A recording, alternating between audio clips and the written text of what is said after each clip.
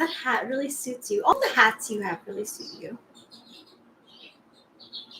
Well, hello, friends. There we go. Reset the time. Hello, friends. I'm host Eric.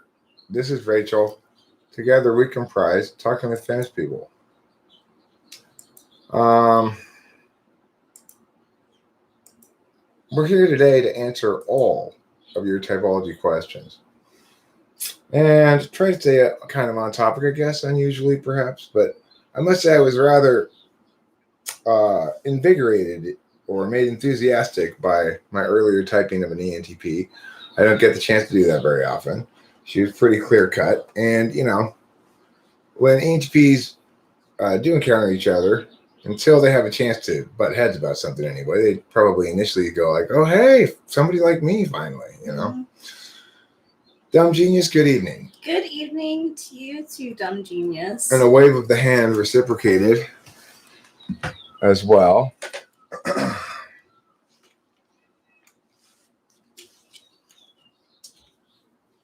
So, it's been a very productive couple of days.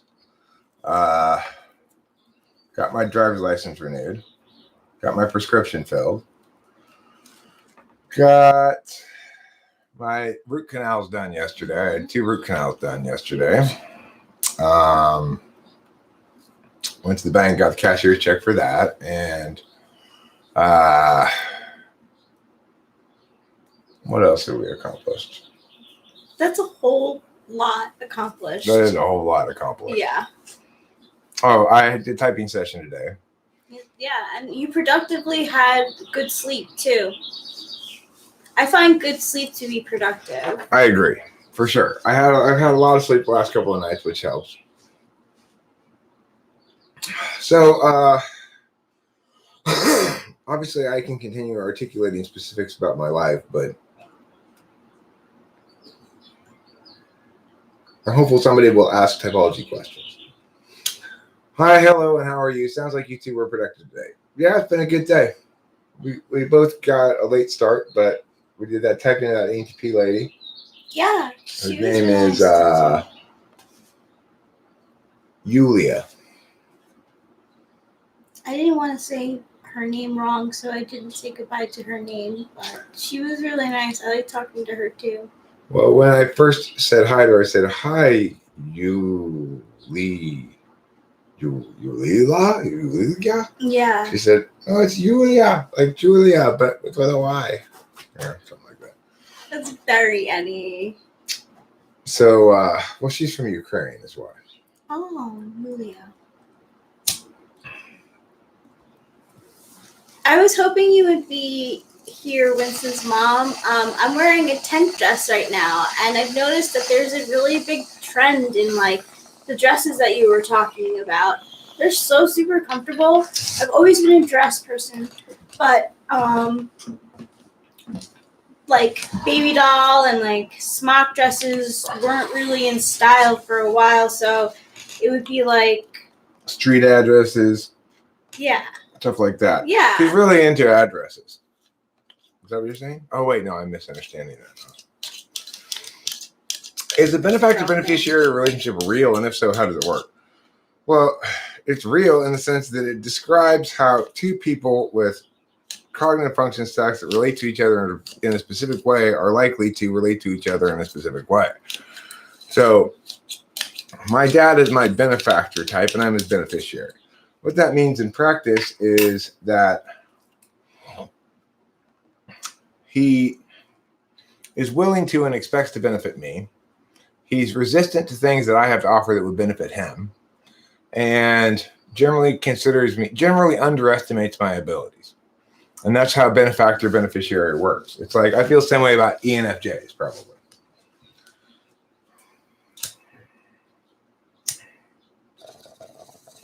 Nap dresses, yeah.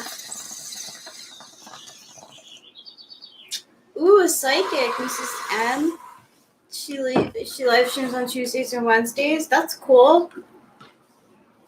I've never live streamed with the psychic, only tarot. The key thing about the benefactor-beneficiary relationship is It's your 6-4 is their 1-2. The beneficiary's 6-4 is the 1-2 of the benefactor. Mm-hmm. Like PP. Well, I'm not saying I'm going to answer all the typology questions that exist. I'm saying anybody who has a typology question in this stream, I will answer it. Yeah. So, in other words, I'm not going to avoid the subject of typology or avoid typology questions today because I'm not interested in it or not feeling like talking about it or whatever. That's the difference between this stream and some other streams. And I'll help with any questions about INFJ as well. Or other typology things. Rachel, I don't mean to understate Rachel's own understanding of typology. I generally ask her to listen into each of the sessions so I can kind of get confirmation. She understands it well also. So I love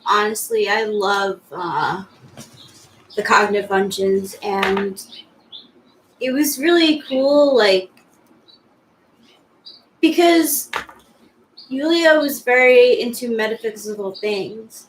And I don't think that people really associate metaphysical things with ENTPs, but they're very metaphysical. Like, especially because they're extroverted. So it's like, I don't know, if they are interested in a certain area, which psychology and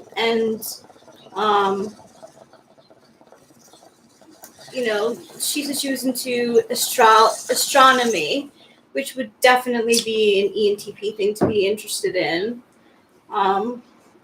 what kind of questions does an ENTP enjoy receiving? And what kind of questions will an INFP enjoy receiving? That's a good question. I'd say ENTPs want to be asked to explain how things work, or why things are the way they are, or why X is correct and Y is incorrect. Whereas INFPs probably want to be asked to explain what the experience of being an INFP is like.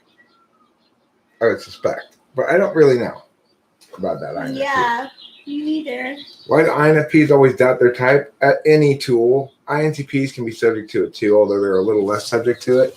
If your tool functions extroverted intuition, you can always think of other possibilities. And you do as a matter of course, even when there's no good reason to. That's why they countervalue NI. See, he knows his stuff. NI is for other people, not for themselves, basically. That's true. I've come across that as well.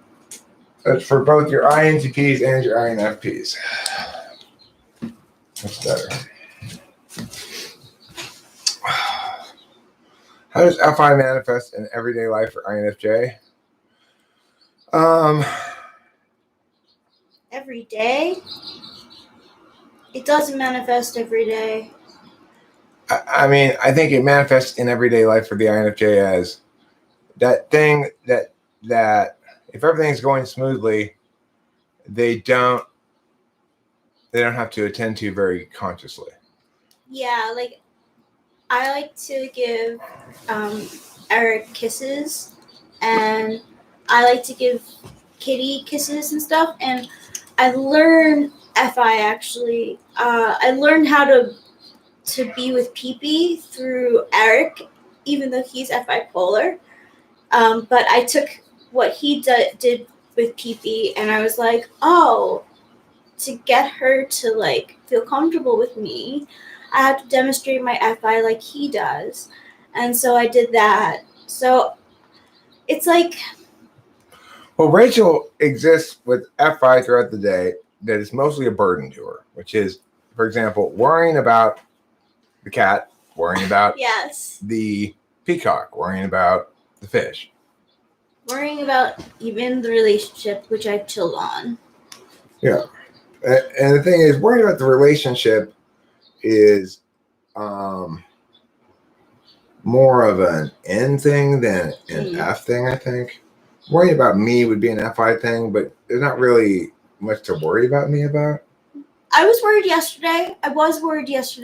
But I knew that you would take care of yourself. You're very good at that. But, you know, I learned, you know, everyone says put ice or heat on your face after getting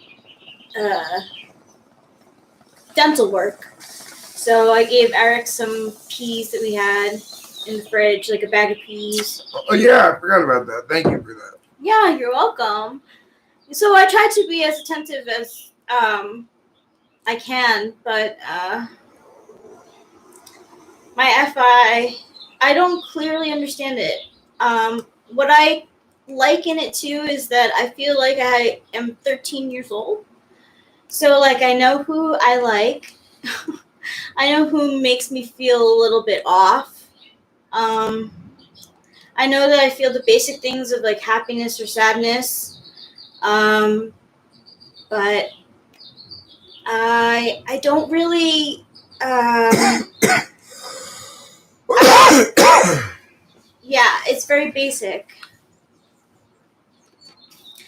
And I know when I feel cognitive dissonance because I'm feeling two different things at the same time, and it makes me feel confused and usually more sad than happy.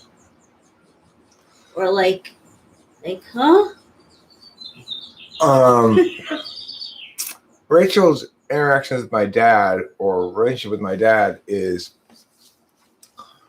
very indicative of the challenges of two types who don't share functions. So, my dad's 1-2 is Rachel's 7-8. Rachel's 1-2 is my dad's 7-8. Mm-hmm. So we're looking at the equivalent of ISFP and ENTP. So it's like they're never really speaking the same language. But Rachel understands certain things like it's good for my dad to see her doing the laundry. And also that she better get the laundry out of the dryer when it's done drying, or else my dad will come out here with his arms full of laundry and say, you left this in the dryer. And yeah, and like I know I have to give him the iron back. I've been selfish with it because I've been getting things that I've wanted to iron first before wearing, and I've just had it too long.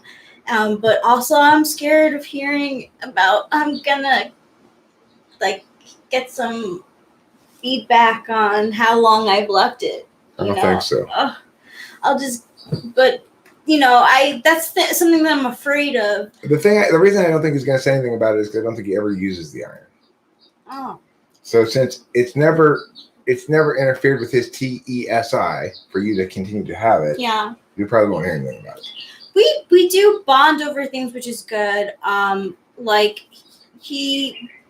Because I grew up with an ESTJ mom, like some of the ESTJ things, like when I did ask for the iron, he's like, well, how are you going to use that? We don't have an ironing board. And I was like, oh, a towel. And he's like, okay, you can use it.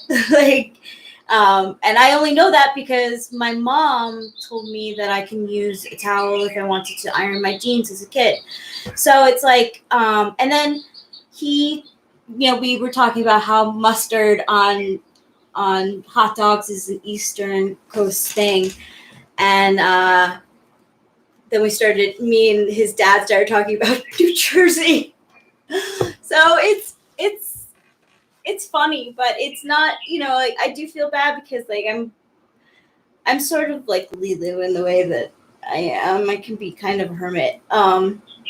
Speaking of Mrs. Mom, thank you for asking. He is doing well. He's alive. He's in his little burrow that he loves. I've caught him crunching on some snails, so we know he's killing. That's for sure. Bravo C SCO. I'll address your question now. Eric, how do you describe what FI 7th slot is for, like me?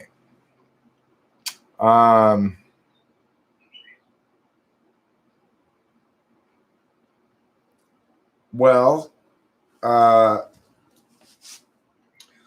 was watching The Witcher and enjoying it, and then there's getting to the scene where they're gonna try to kill this green dragon, and I knew it was gonna get sad, and because the green dragon had laid an egg, and it was pretty clear from the direction of the show that the moral here is you shouldn't have killed these dragons in the first place, and they're sentient beings, and I just turned it off. I just didn't want to see what else to happen because I was afraid it's going to be sad. So that's one way that FI7 plays out for me. I just don't want to see anything sad. And I don't like sad things. Another way that FI polar plays out for me is that if you ask me, or if I try to talk about how I feel about something complicated, like how I feel about my dad, for example, I find myself, if I were to actually try to address that topic right now, I would slow down and slow down and slow down until I was just sitting there silent, saying one word every couple of minutes because it becomes impossible for me to talk about. It seems to defy language. The other experience about FI polar is that I have a tendency to not do as good a job of harm prevention as I should. So, for example, I'll forget about the fact that the cat's locked inside the house, whereas Rachel won't. That's an example of FI polar as well. The cat matters a lot to me, but I nevertheless forget that she's in the house. Another example of FI polar. How about the tree? Oh, yeah, the Christmas tree. We had this living Christmas tree that we had in here one day, and I didn't really think about it. And somebody said, maybe, I don't remember, somebody said that the tree was unhappy. Oh, I know. I remember we pulled tarot cards. Oh. I pulled a tarot card for the tree that showed it was unhappy, and it made me like burst into tears and immediately take it outside and plant it in the ground. Immediately. I was still sitting here like, what is going on? I didn't know he, like that, wanted to make it better. And actually, it's flourishing in the spot that he put it in. Another example of FI polar, my daughter. One time in Temple City, our cat at the time received mail addressed to her. Delilah, looking through the mail, saw that the cat had gotten a letter, and she burst into tears and said, "Oh my God, the cat got a letter."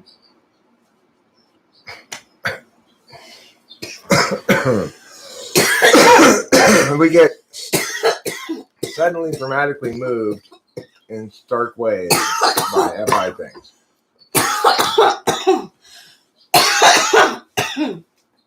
Yeah. Also starkly stark. Like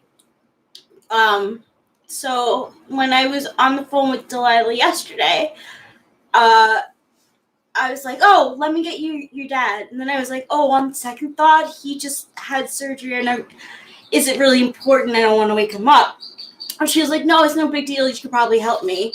But she was like, "I just talked to Granddaddy, and he said that we were meeting on Mother's Day, but I wanted to make sure that it wasn't on Mother's Day." And I was like, and she was like, very like, "Yeah, it's the 11th. It's not Mother's Day. It's my dad." Hi, Dad. So NI is pretty.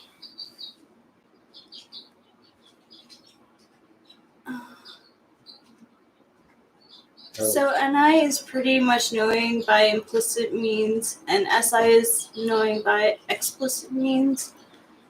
Yeah, you could say that. Okay, cool. Hope the drive was nice.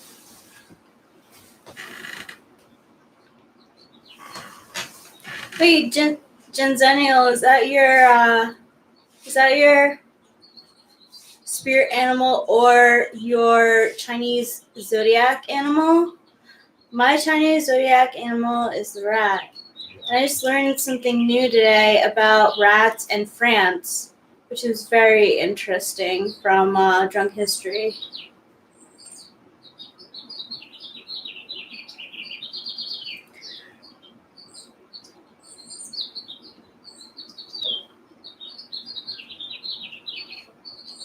Okay, so it's clean, right? Like, what is it?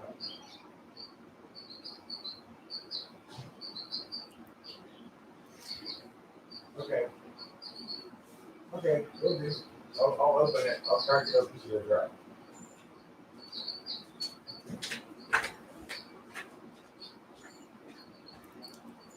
So Life Synchronic says, and I can detect a common thread among a set of ideas and trace it to the source of those ideas. With a lot of research, you know,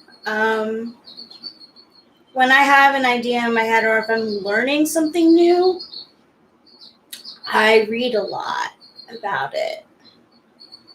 But that's how I'm able to trace it back.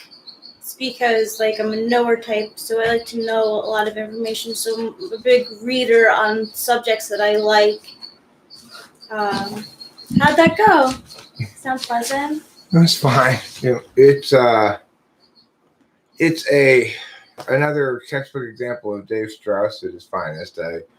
He said, I've just finished running the dishwasher. Can you please crack open the door of the dishwasher so they dry properly? I said, oh, so they're clean? Do you want me to just put them away? And he said, no.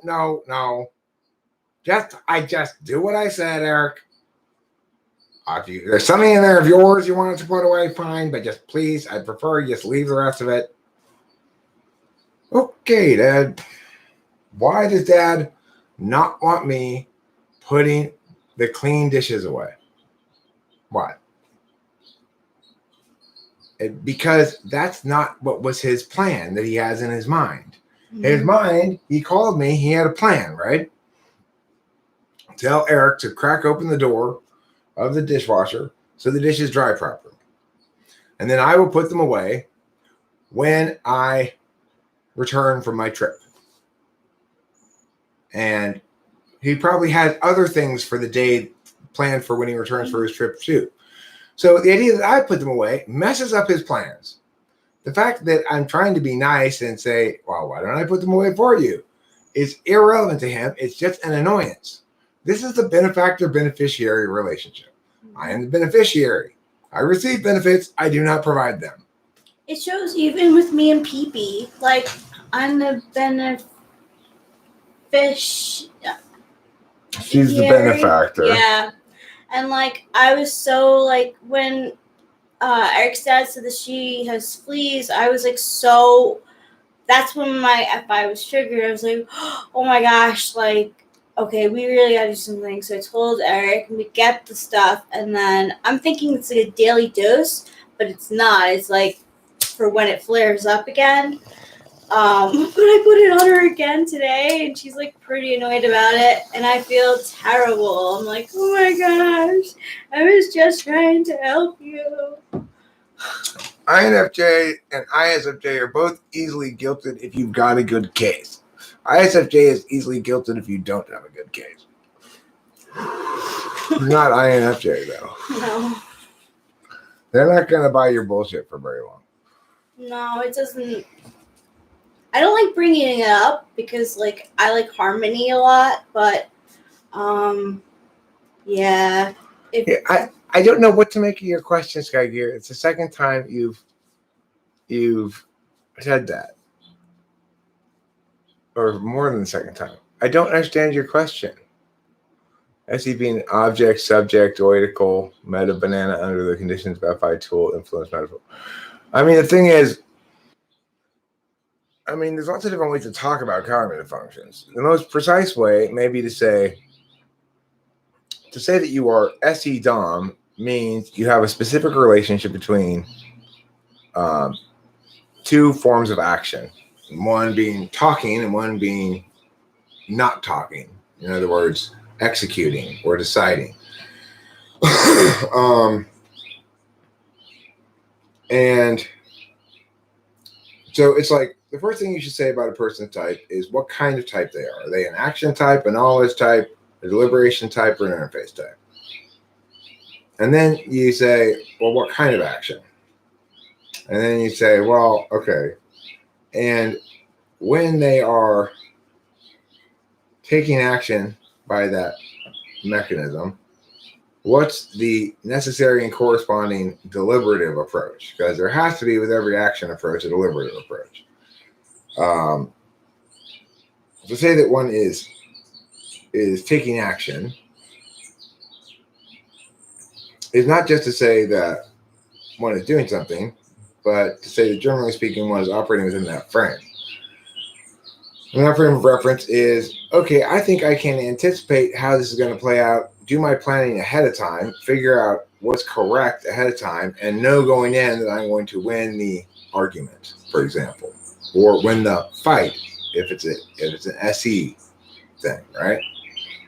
And I know I can win the fight because I believe in myself the most and want it the most, ESFP. I know I can win the fight because I understand my opponent better and I understand fighting better, ESTP. I know I can win the fight because the thing I'm saying is the most virtuous thing, ENFP. I know I can win the fight because what I'm saying is the most correct thing, ENTP. So what's implicit in that is when I say I know, what I mean is I can correctly deliberate out the answers to via either my feelings or via my logic.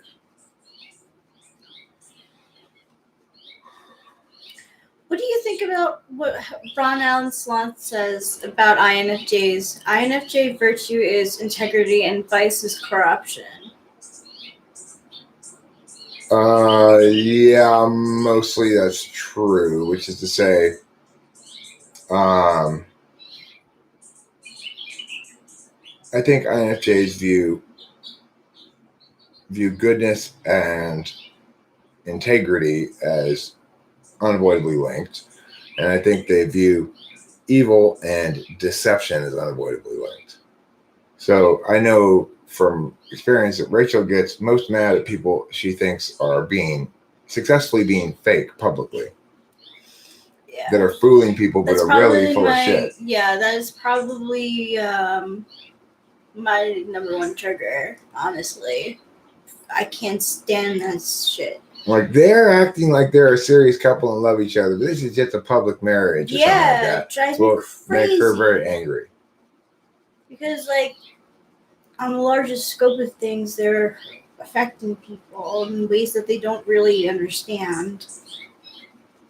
OpEx next says, are you aware of typing from kinesics? No. I don't know what that is. I don't either. Kinesics. Never heard of it. Is that like body movements? That'd be kinesthetics. Ah.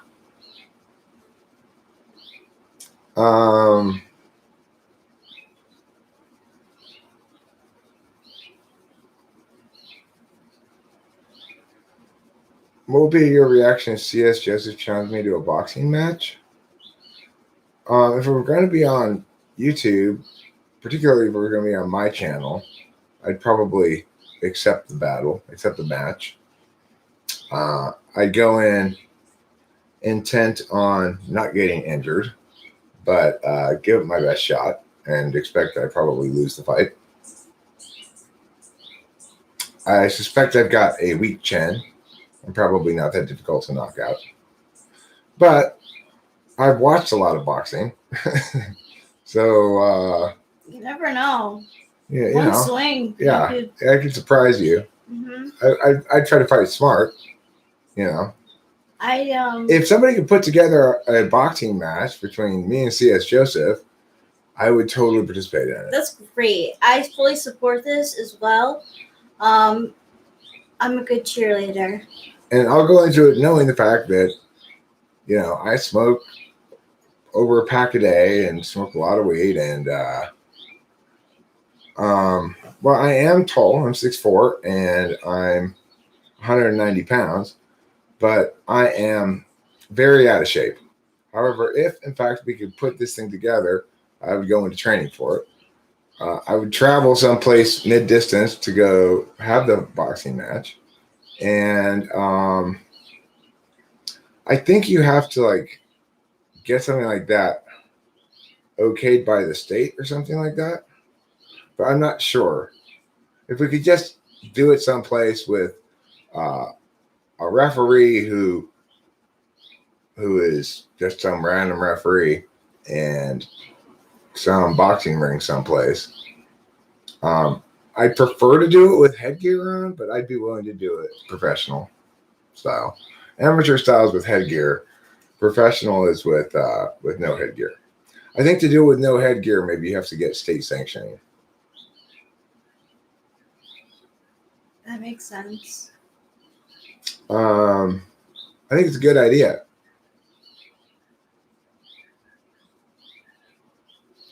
So Travis O asks, how does 4 slot compare to 8 slot?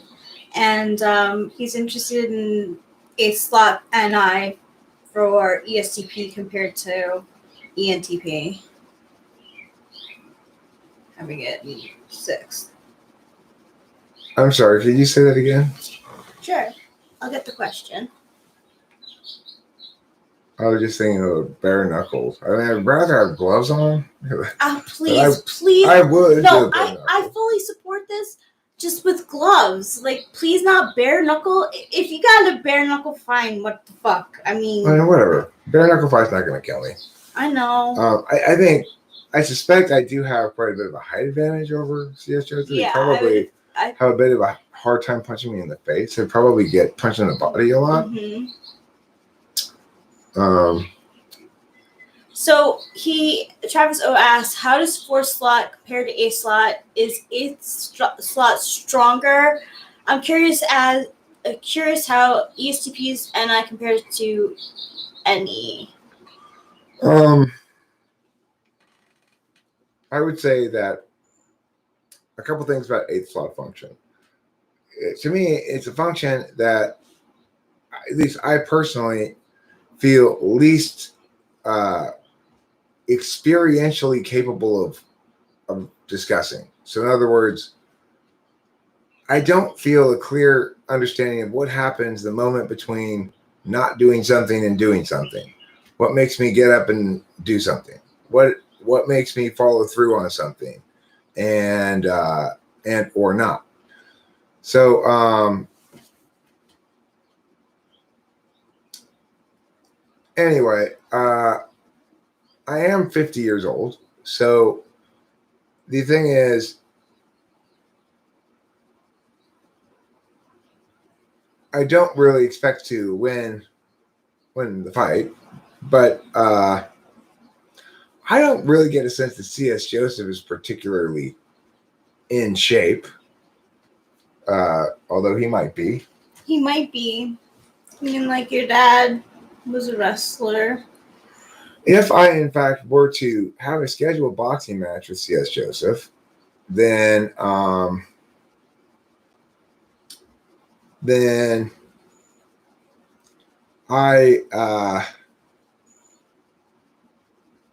would go in having trained some ahead of time. Like I would have gone jogging, try to get in shape, and I think I try to be strategic about pacing myself. So in other words, let's say it's a 3-round fight. I think I'd anticipate CS Joseph coming out hard, and I'd try to sort of weather that storm for a round or two, let him punch himself out, and then try to catch him in the 3rd round, knock him out. I think that'd be a good strategy for CS Joseph. Because, you know, if he's really exhausted in the 3rd round and I catch him on the jaw, decent chance he goes down, you know. So it's like if I'm going to win that fight, I'm going to have to sort of rope it open for two rounds, let him punch himself out, and then catch him. I suspect. Just being both not a fighter, being 50 years old, knowing myself to have I have those fast twitch reflex things. I don't have those. I have slow twitch reflex. That's where he might get you. Right. But the thing is, if I covered up successfully and limited the amount of damage and rolled with punches, and the thing is, punching is actually a very tiring thing. Yeah. Especially if you do have gloves on, it gets extra tiring. That's why arm length is really important in boxing, because you have a better advantage. It's not as much work for you as it would be for like me. I would have to be very strategic in my boxing. Well, I would suspect it's more work for me because it's more. Think? But yeah, the longer this gets, the more Aw. this weight seems heavy. The thing is, what I would try to do is minimize the amount of punching I do, because I know I have very limited constitution in that area. And assume that C.S. Joseph also has limited constitution. So we should really try to set this up. This might be something that C.S. Joseph would be down for. Yeah. If we could set it up as like a pay-per-view thing here on YouTube, where everybody pays $10 to watch it or something, and we split the money, that's something that C.S. Joseph might be down to do, right? and I would, I could use the money too. Why not? I bet we could get a lot of people to buy that pay-per-view. Maybe we could get 20,000 people to buy that pay-per-view. What do you think? Yeah, I do. At 10,000, at $10 a pop, that's $200,000 for us to split. That's great. It's a funny idea, but why? Well, I mean, the community generally perceives the two of us to have beef. I don't think of us as really having beef. I think of me as having frustrated contempt or frustrated annoyance at his wrongness. Well, that's true. YouTube would take half. That's true.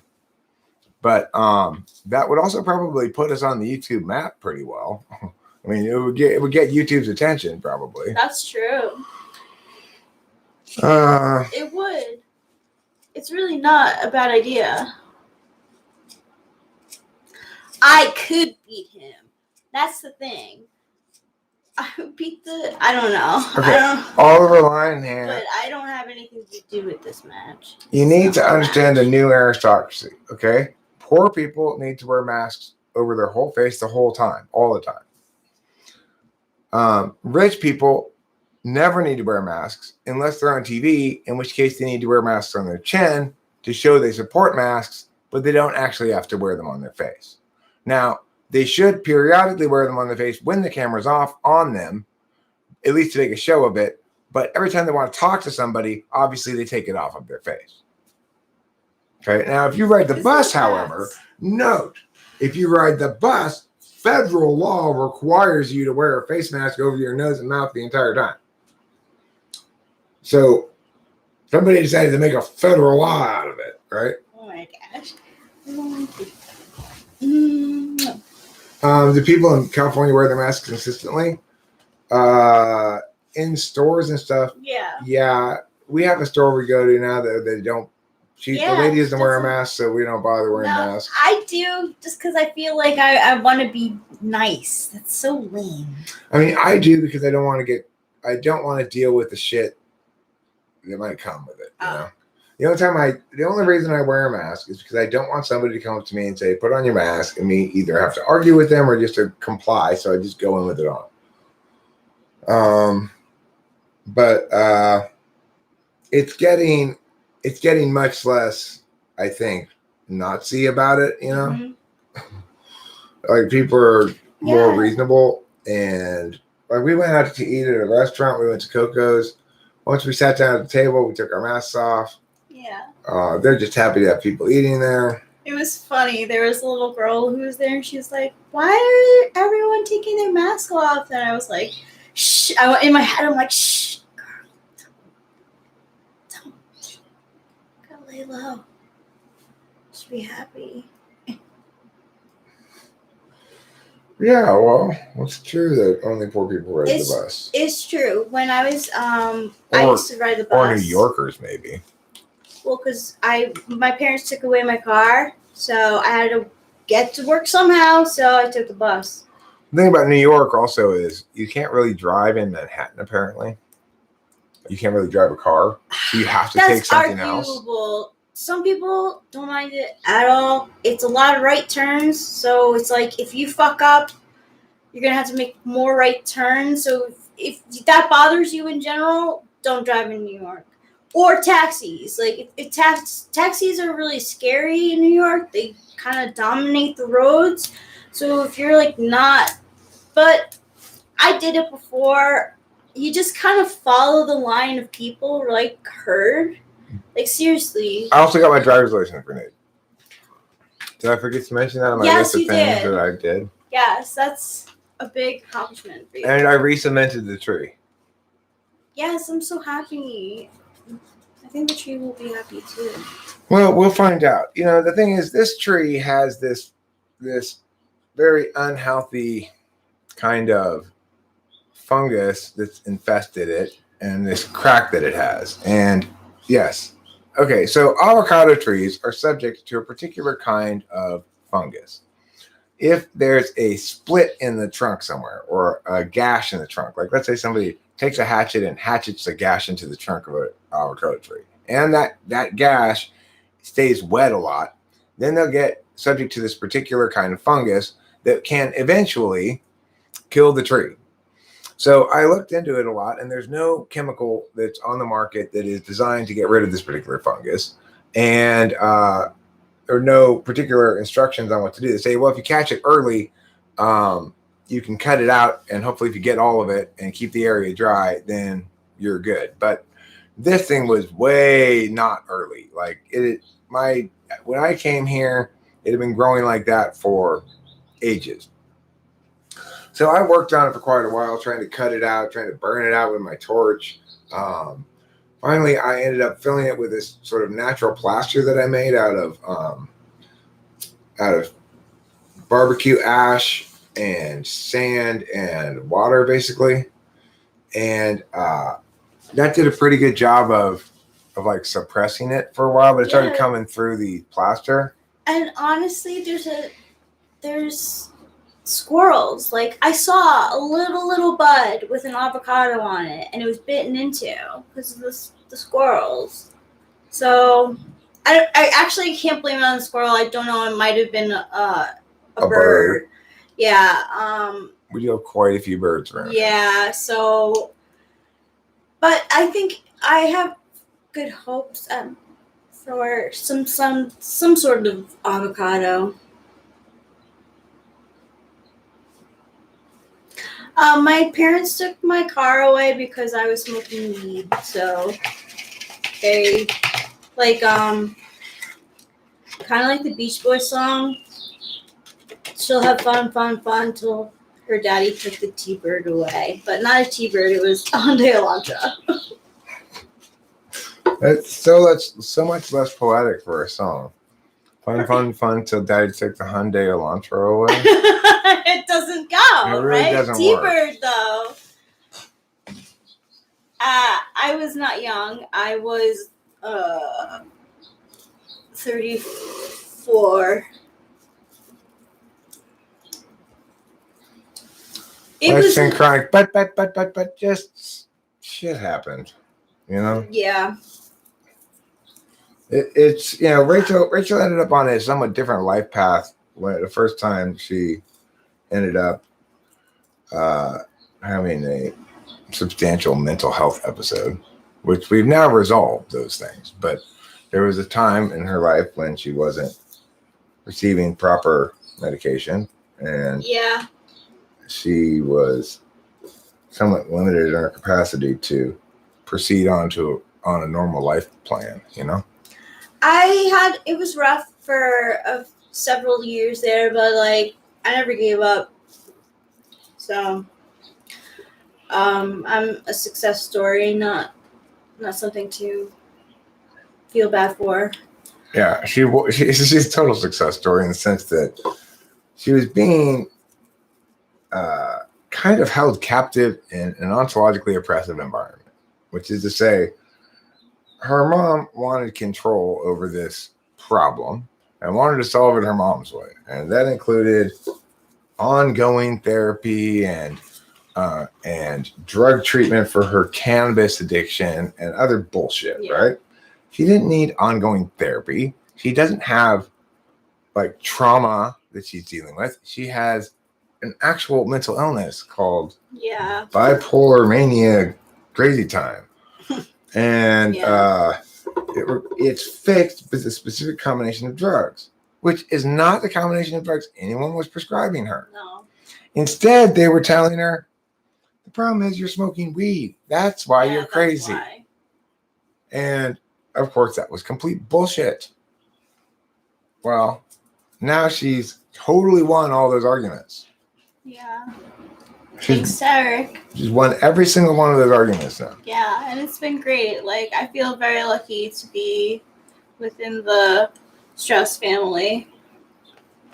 It's been a blessing. And we feel lucky to have you, Rachel. Aw, thank you. I feel lucky to be here.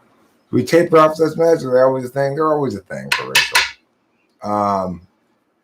It's like she's got something that's going to require her to take that medication every day indefinitely. Yeah, but I don't mind. It doesn't bother me either because when she does take it, she's perfectly normal. Yeah, it's like it makes her a dormant volcano instead of an active one. I was only getting worse as I was getting older too. It wasn't something that was getting better. It was only getting worse. So,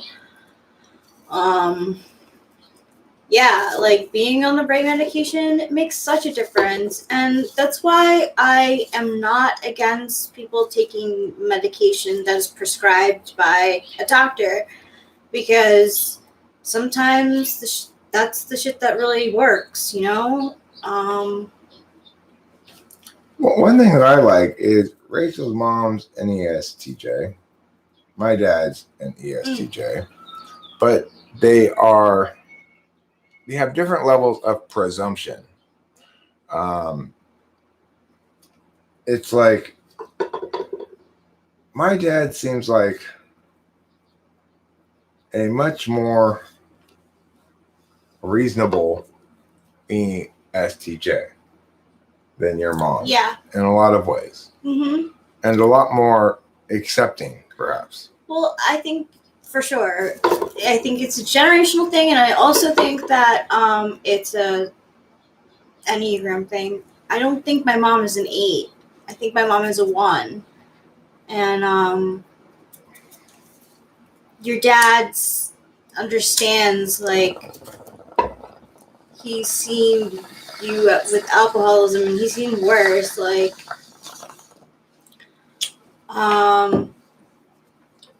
you know, my mom is a control freak.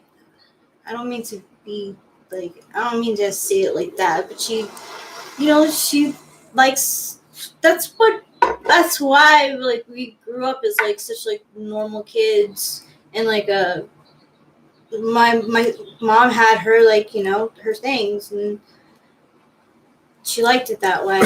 First of all, I mean,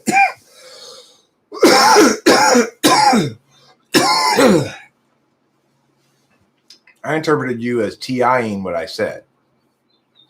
Because I said, so now they have it. If you're poor, you have to wear a face mask all the time. For example, the bus. Federal law, you have to wear a mask on the bus. So I thought you were TIing from there and saying, so therefore what you're saying, Eric, is that only poor people ride the bus, right? That's what I thought you were doing. If you're saying you didn't go through that thought process, didn't put the 2 and 2 together, but nevertheless right at 4, then yeah, I would say it was NI. So I think Judge Judy is ESTJ, and she's a good example of an ESTJ. Like, when they're healthy, or just their affects, it really does matter. Ron, I like your question. I'll get to you in a second. You can answer it now because I'm not really sure where I'm going with it. But okay. ESTJs, yeah, like, I think their affect is really just like with INFJs, affect really fucking matters, and it changes the way that people think about us. Ron Allen says, do ENTPs change other people's values with third slot FE? Okay, so the answer to that question is, if we think about values in the cognitive function sense, then no. Rachel's values are the same. NE's an absolute value, FE's an instrumental value, TI's an absolute value, SC's an instrumental value, blah, blah, blah. If what you mean by that instead is something like, do ENTPs cause people to be less rigid in their own reflexive value matrix? That might be the case. I think ENTPs would hope that's the case, but I actually think from my own experience that, at least in ways that are demonstrated to me, that people tend to be very frame locked and stuck where they are, and you can only influence them a little bit, at least directly. But the thing is, everybody's influenced somewhat by the shit that they encounter, right? So it's like,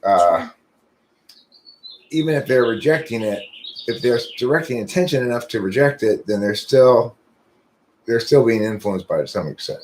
Yeah. Okay, does this look like a miner's hat now? Yes. If you turn it sideways, right? It looks like a Totally. miner's hat. Yeah. You may hear all the birds in the background. Yeah, we have a bunch of birds. Those are what you might call our fine-feathered friends. Mm-hmm. They are fine-feathered friends. I don't like types to try to tell me what to do or how to be. Well, let me tell you what to do, Valerie. First of all, you need to be more like I tell you to be by doing the laundry right now. How do you like that? Types scare me too. I think working in a law firm, taught me to not be afraid of authoritative types, because I would have to talk to like all like the upper law firm people. So Travis O says, Eric, do you meet type many active physical ENTPs? Well, I know from my own life, I used to play a lot of pickup basketball. I used to play it a few times a week. I like getting exercise. I still like getting exercise. I'm just more self-indulgent than I used to be, and or less. I guess I have more opportunity to act in my native form of action, namely extroverted intuition, and in a way that engages extroverted feeling as well. And so I probably have less need for the sensory counterbalancing than I might otherwise. But yeah, I used to be quite physical, play a lot of sports, played ultimate frisbee. I was telling Rachel that to this morning as we were watching ultimate frisbee on YouTube. It's a great sport. It's not super exciting to watch, but I don't know. I was pretty entertained. I gotta say, I'm terrible at frisbee. It's gotta be because of TV pool, or it has to be, because like I cannot. I was never taught right, so. I have Eric. Well, I used to play a lot of disc golf. I used to play at Oak Grove, where I started playing, which is, of course, the very first disc golf course of all time. You are pretty athletic. I mean, you skied as well. That's something that takes athleticism. Yeah.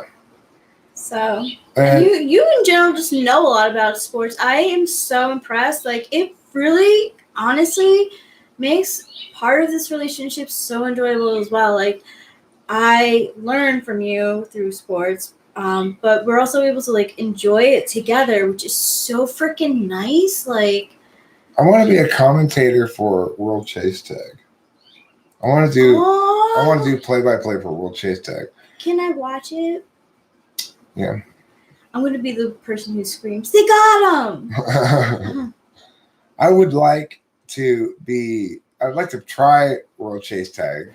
It looks fun, but I think I'd be a good commentator for it. I think you got to be an ENTP to be a commentator for World Chase Tag. Yeah, because it goes so fast. And you have to make it colorful as well, which an ENTP can do. If you haven't watched it yet, I really highly suggest that you do. It's such a fun sport to watch. It really is.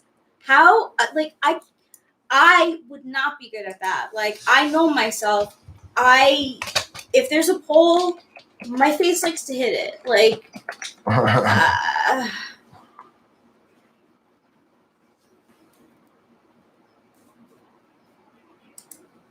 you too.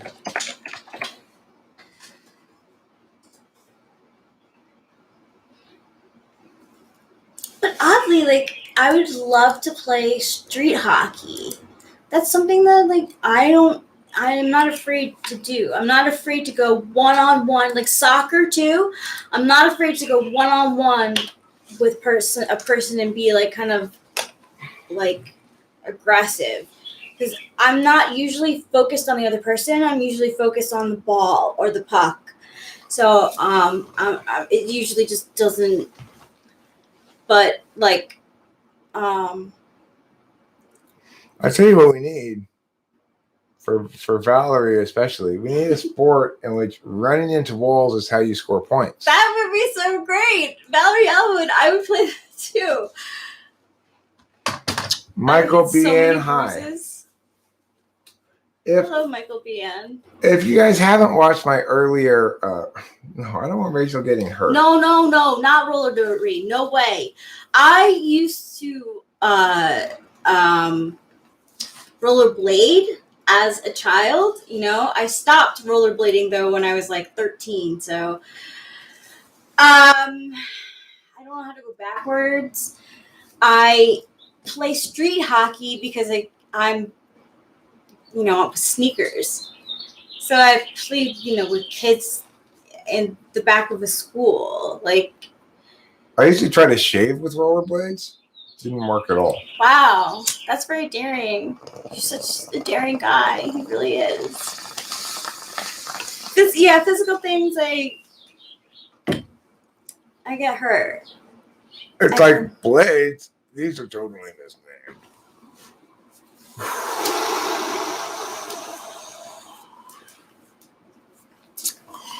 There should be a sport where you get points by dropping the ball or ducking or losing. Yes, that is the sport that you. Or going like that. Ah! That gets you points. Being startled. Being startled. Points, not points. Now, I understand, Valerie Alba. You don't even have to correct. I'm using my intuition to know the truth. You win by losing. Perfect. Yeah, that is perfect. There's this famous story that I remember reading maybe in elementary school, and it's about a boy who has a perfect scheme at birthday parties is to get last place because the consolation prize is often better than the actual prize.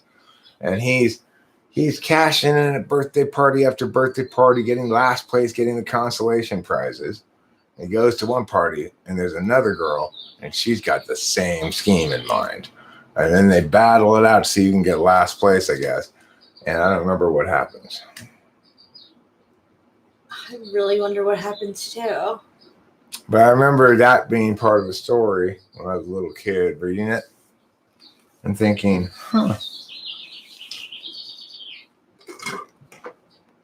that's interesting. That's an interesting concept. See, I don't really think I made this current batch of concrete wet enough before I put it on. I think it was a little bit chalky. So how would you say the materialist versus spiritualist axis falls between the different types? I mean, I don't really think the materialism and spiritualism demarcate a legitimate binary. Like those who call themselves materialists do so primarily in their negation of things that aren't empirically established, which may or may not incorporate things that are logically established, and they may or may not be making real distinctions themselves. What I would say is there aren't any real true materialists in the sense that no matter how much they might affirm statements of the exclusivity of that which is externally objectively establishable, nobody actually behaves as though the world's exclusively made up of such things, right? And similarly with the spiritualists,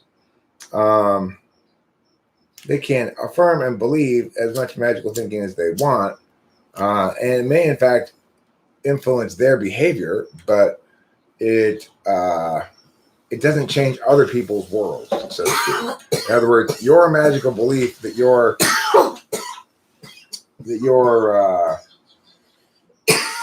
cursed voodoo doll of me that you're stabbing is causing harm to me does not actually cause harm to me.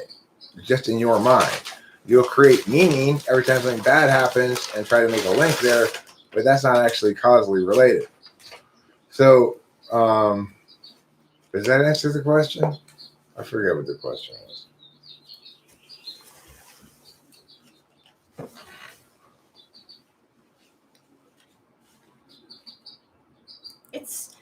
I think, like Apples to Apples and Cards Against Humanity shows the way that people think. Like, I don't know. Like, I always felt weird playing that game and, like, not matching with my partner. Like, I think it's a good way to tell if you and your partner are in sync to some degree. What is? Cards Against Humanity? Yeah. We've never played together, have we? No, we haven't.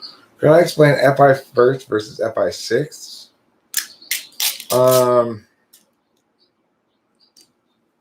Okay, here's an NI answer. Be you versus do you. So FI first, say be yourself. FI6 will say do you. I literally do that. FI6 sees the self as a subject. FI first sees the self as an agent.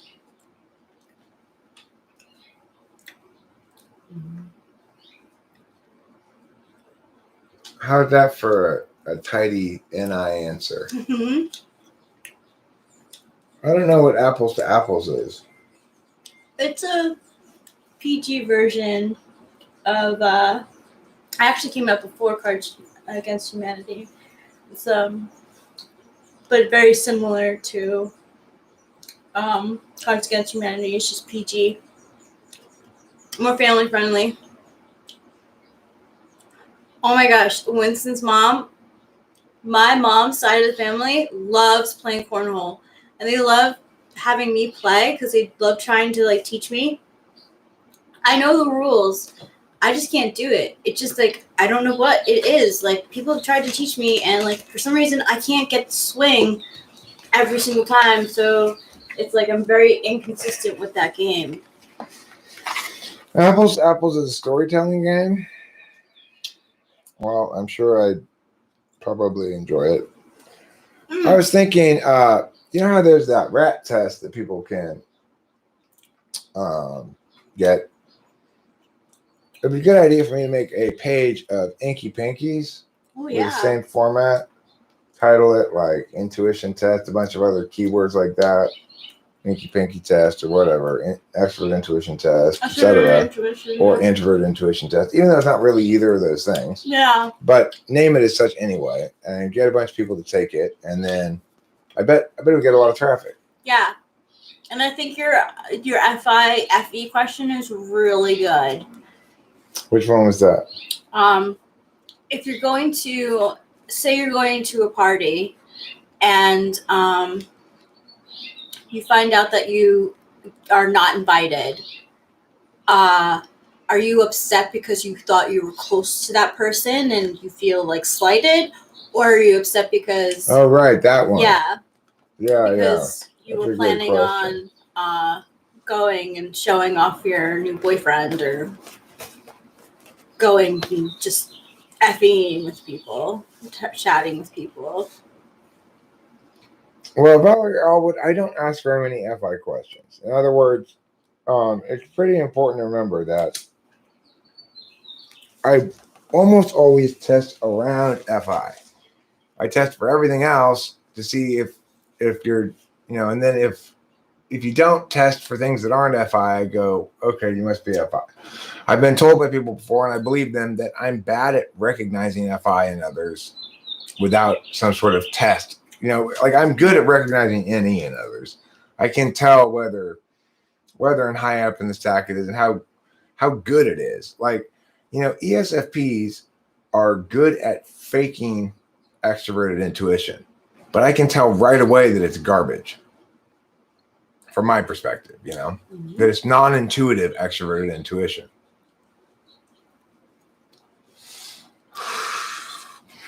Well, I mean, the most basic non-hinky-pinky test for extroverted intuition, because extrovert is how many uses can you think of for a log? How many uses can you think of for a leaf? How many uses can you think of for a bucket? How many uses can you think of for a bowling ball? Well, any is language-based, but most importantly, it's divergence-based. Divergence is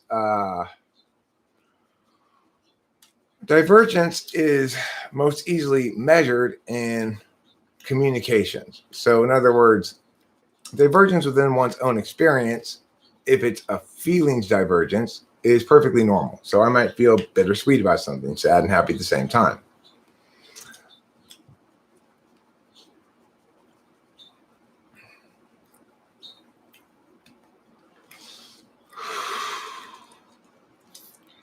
But yeah, I think what Rachel referenced there is a better way to test FI than I've had before, which is if you don't get invited to a wedding, which is more likely, you feel slighted because you thought you were closer to the person than that. You thought you were close enough to deserve to be invited.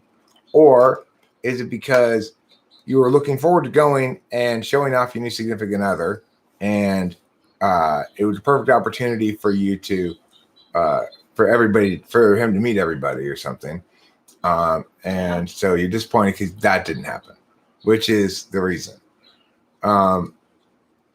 I asked that question of Rachel because she's expressed a number of times frustration at not having clarity about whether or not we are going to be invited to this wedding of her cousins. We kind of need to know so we can make plans. And in addition, she's a knower, She wants to know how shit's going to play out in general. I do. It makes me feel better.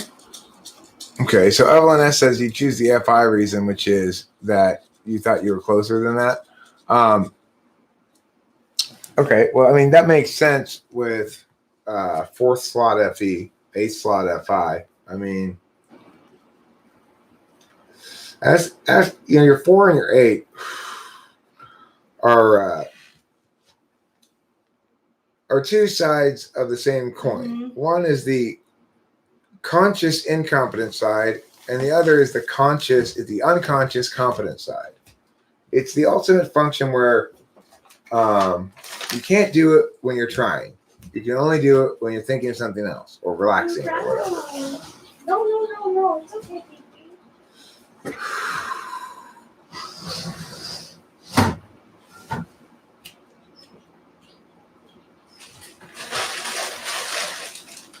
Well, the thing is about Inky Pinky Michael BN is it matters also whether you can make them up.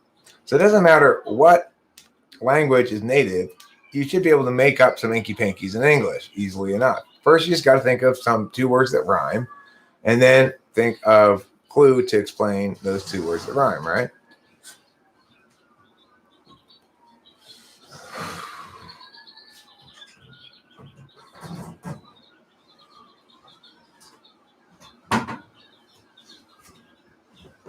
No, it doesn't necessarily mean anything. It's not a definitive test. You sound like an INFP, Valerie Elwood. You writhe about in your uncertainty about your type like an INFP. Let me ask you this, Valerie Elwood.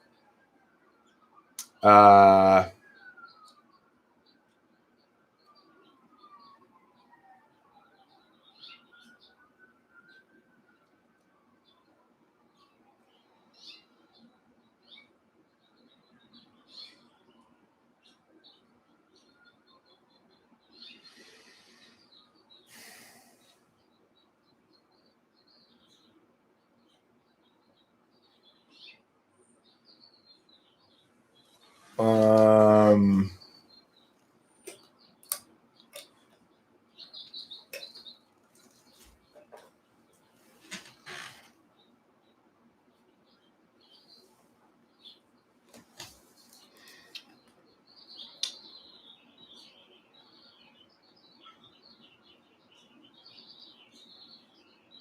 okay, here's one. Here's an inky pinky for you. It is a kind.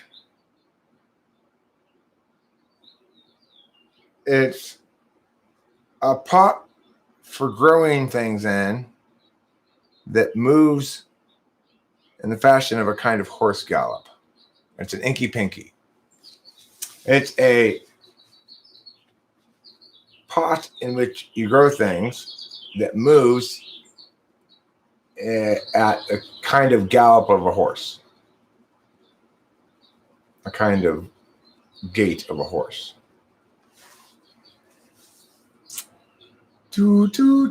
Pot trot's an excellent answer. That was my question. But it's an inky pinky. Yeah, it's an inky two. pinky, and I used pot in the clue, so pot's not part of the answer.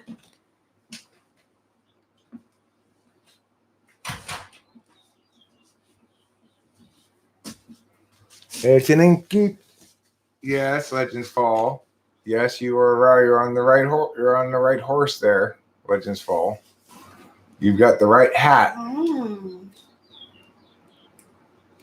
It's a planter canter. Oh, Very good, Legends Fall. So good. Very good. That's some good 4th slot NI/8th slot NE. A decanter is not a place where you grow things, and it has 3 syllables. So, you are super, super wrong. Don't worry about it. Yeah, what I did too. Okay. Answer me this question. How many fishermen does it take to catch a fish if only fishermen who are not hunters can catch fish? It requires more than 1 fisherman to catch fish. There are 5 fishermen present, 3 are hunters, and a fish is caught. Tell me that. What's the answer? ENTP follows along the whole thing, just gets the answer right away. What are my study habits? I have a habit of not studying.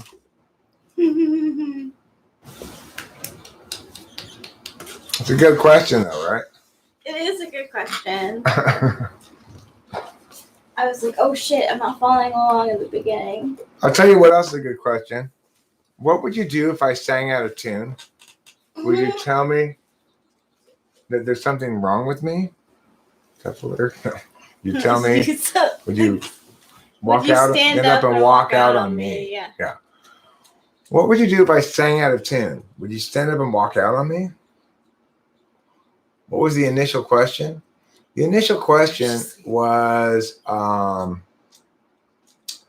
many fishermen are required to catch a fish if only fishermen who are not hunters can catch fish?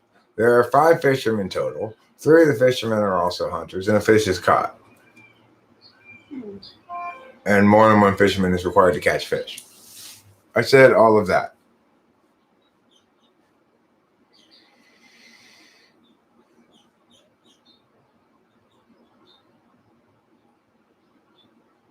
Do you need anybody? Well, do you? The answer is, I just need someone to love. could it be anybody? And the answer is, I want somebody to love. I'm not sure if that really answers the second question or not. It doesn't. My tests make you feel stupid. Don't worry. The same thing happens to me too. Just remember this. It's my stupid that makes those tests. Oh. Oh, the Jesse Jackson maneuver. Just reverse whatever's said. Yes, you got it, Legendfall. Is love overrated? Chris Siak asks. Rachel, you want to handle this one? No. It's not overrated. It's not overrated. When it's real, yeah.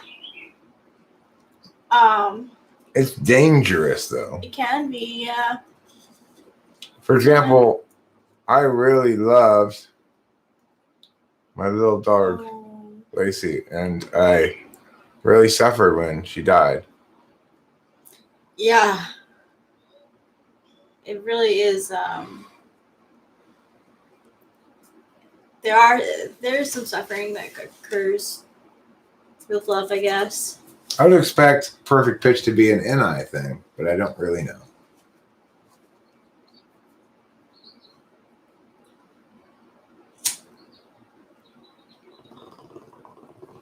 Michael B. and I'm slow with it too, because there's some math in there, and I am not particularly that quick when it comes to math.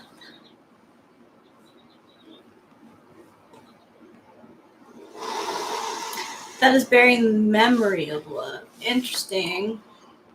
What are some other questions that the Beatles ask in their songs that we can think of?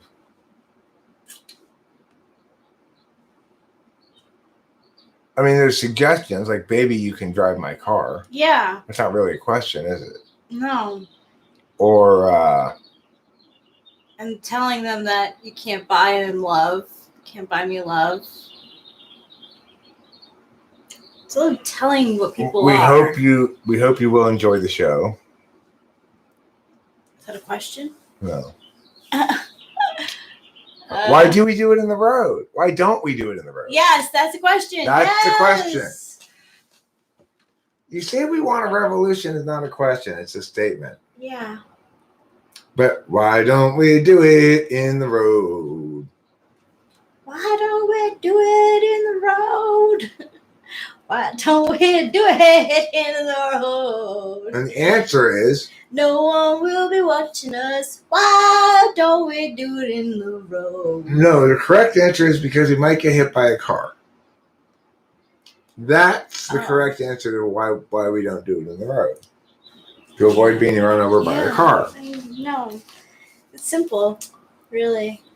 What's another question the Beatles asked in their songs?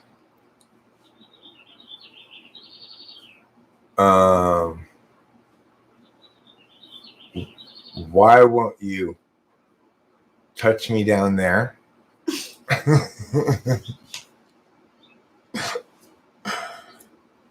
They don't really ask a lot of questions, do they?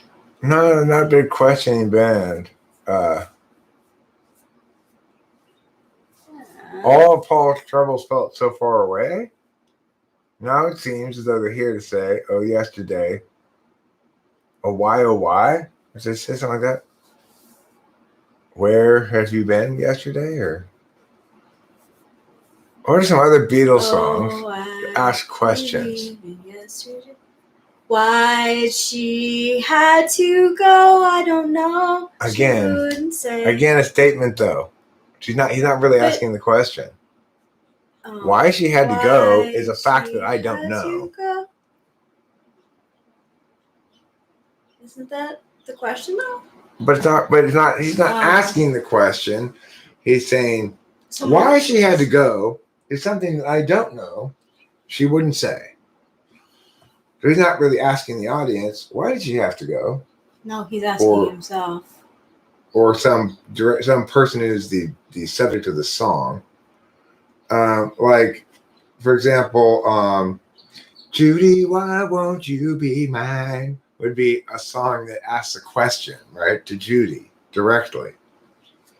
That's not a Beatles song, obviously, or any other song, just a song I made up right now. But nevertheless, what's the song, a real song that asks a question?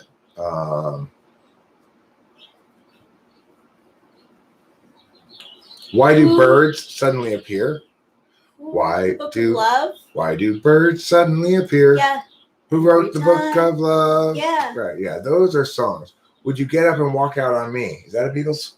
Yes, it is. Yeah. Right. If I sang out of tune, would you get up and walk out on me? Yes, that is a question. Mm-hmm.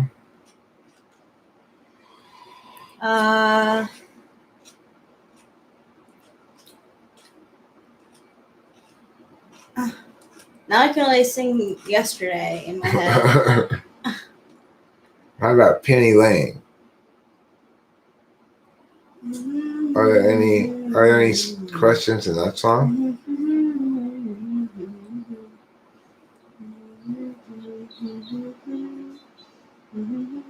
How about Martha, my dear? Martha, my dear, has a question. My dear, really? Are you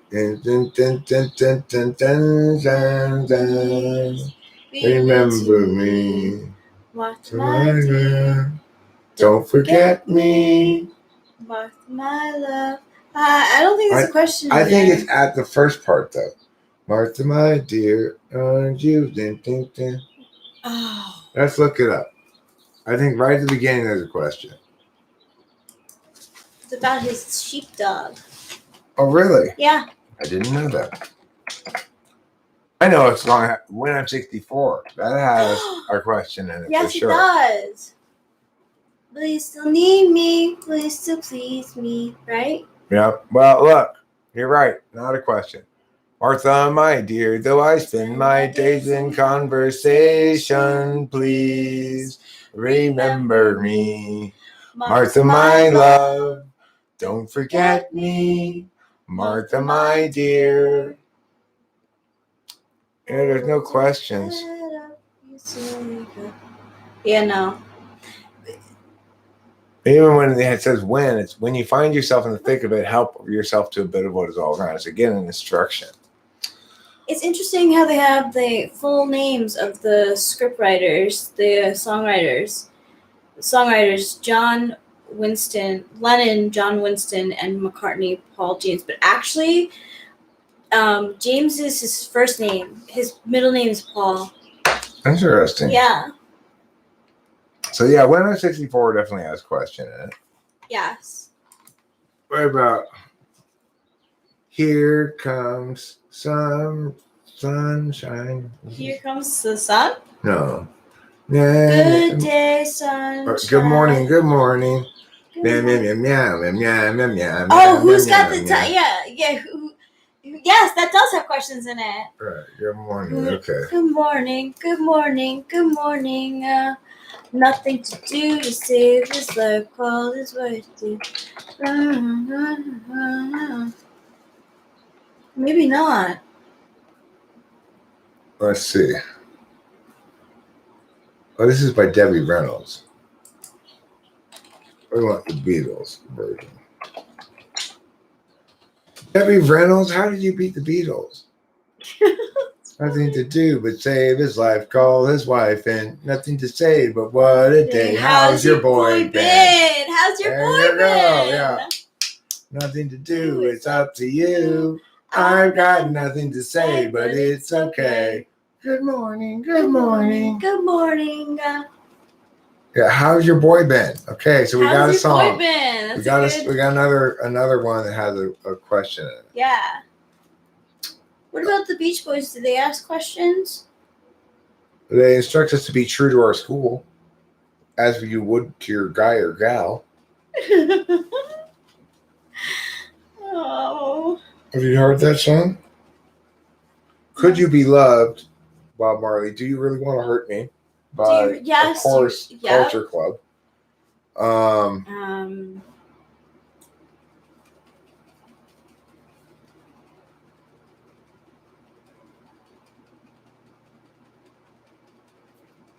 Why can't we be friends? Do you believe in miracles? Is that the way? Why can't we be friends? Yes. Why can't we be friends? I don't know who sings that. It's like the other day I found myself singing. Can when you stand without thinking. Mandy. And neither Rachel or I knew who it was or what it was really. But we figured it out. It's by not Neil Diamond, but Barry Manilow. Barry Manilow. Yep. So if you ever get that for trivia, which I feel like would be a really good trivia question. Could I say more TI questions? Sure.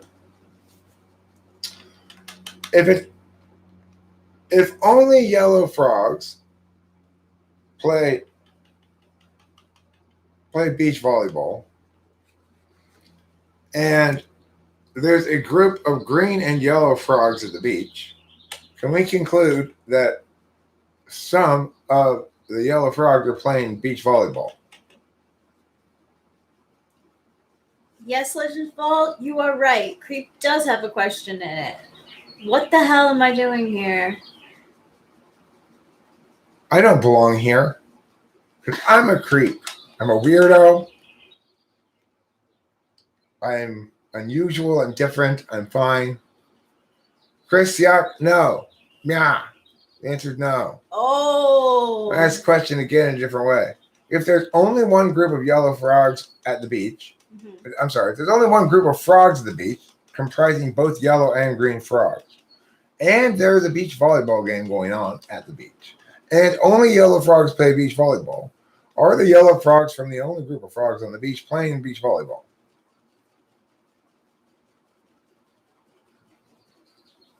Yeah, any song's fine now. What type may have trouble following instructions to fill out and submit mildly complicated paperwork? ISFJ, INFJ to a lesser extent. But regardless, only yellow frogs play beach volleyball. So the answer is, am I answering because I don't want to feel stupid? The answer is yes. Yeah! I had it right. Actually, Eric tested my TI one day, just out of the blue, wanted to know, and I'm pretty good at it, but it just, when the pressure's on, honestly, even Frank James says that he has a problem with this too. Under pressure, INFJs freeze. I don't know what it is. It's bum. Yup, under pressure. It's like he says one of his most embarrassing moments was when he was the school spelling bee captain, was acing all these tournaments, and then they get to the big championship and he spells a really simple word wrong. He misspells poke with a QU. I want to ask you this question, Rachel. What if God were one of us? Oh, just a stranger on the bus. Mm-hmm. Just a slob. Wait. Yeah, just a slob. One of us trying to make his way home. Now, what if that were the case? Would things be a lot different then? Yeah, I think so. Look, extroverted intuition, fourth slot, extroverted sensing, fourth slot, either of those configurations, ACE4, in this case, SE4, NE8, those are your improvisational functions. They're not going to be considered places where you want somebody to push on. Because on the fourth, you want somebody else to deal with it. On the eighth, you like it to be on autopilot because it works just fine on autopilot as long as you're not. But you're not any eighth, though. You're any fifth. Yeah. What's your eighth? SI. Right. So you don't like your SI pushed on. Any, you ignore it. It's hard. Again, it's hard for you to be a subject with it, right? In the fifth slot. It's hard to be a subject with it. I've gotten better with not ignoring NE being with you.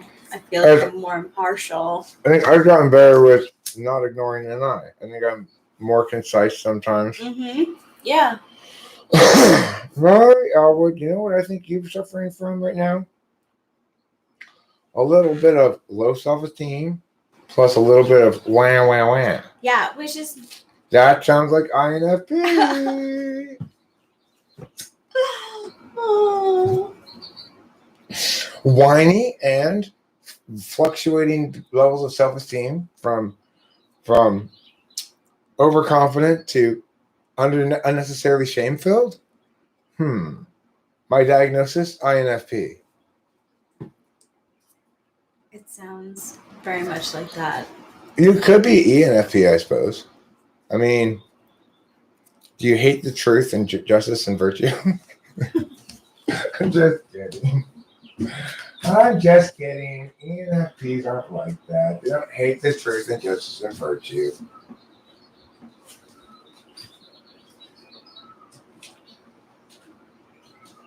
They do like birds.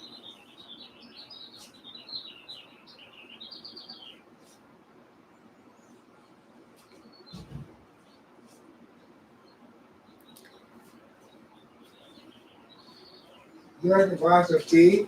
Oh, yes, I please. got some. All right. Is your Coke empty? No. Okay, well, I'll just get his glasses then.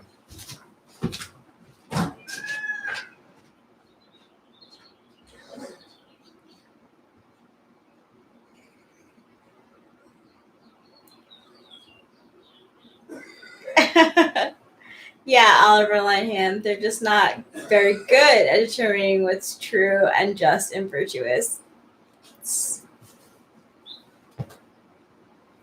Ink Pink, a guy who drinks Coke.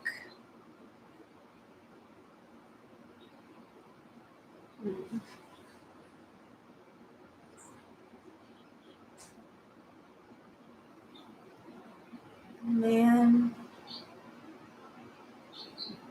Can.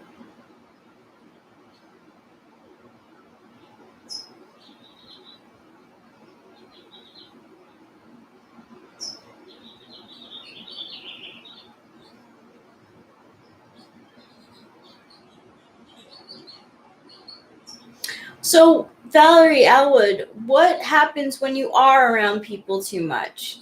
Like, what do you consider to be too much? I have that problem as well. Because I'm FU Tool, a Coke bloke? Oh my gosh, is that it?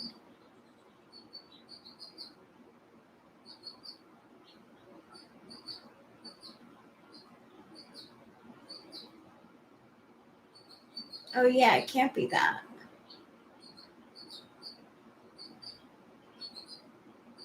Oh, it's a Coke bloke. Oh.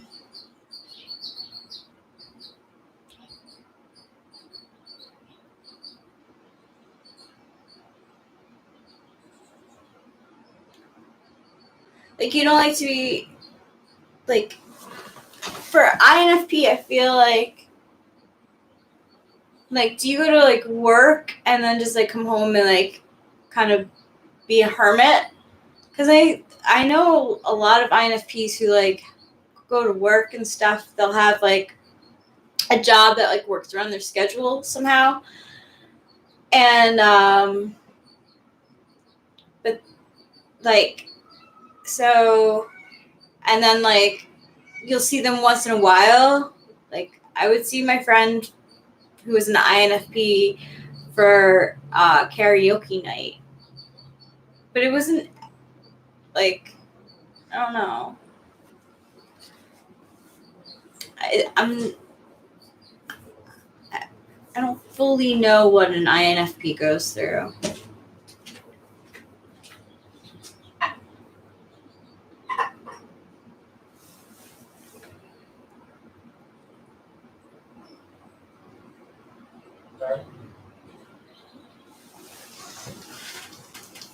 Oh, she looks happy.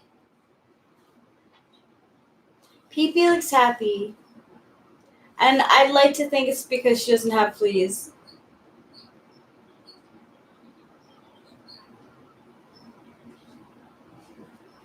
Yeah, Valerie Elwood, I that's how I picture it.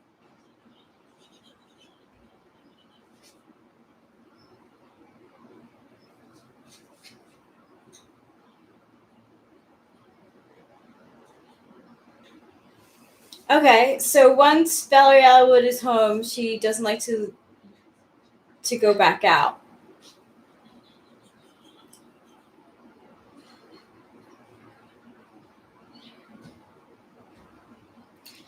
Fleas are the devil. I didn't even know she had fleas. Like, Eric's dad had to point it out. But we got her flea medicine, and I overdid it because I gave it to her again today.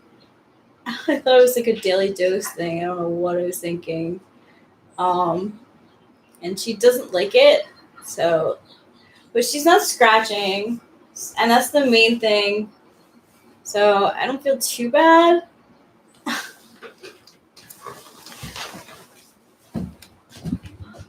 Oh, PNP.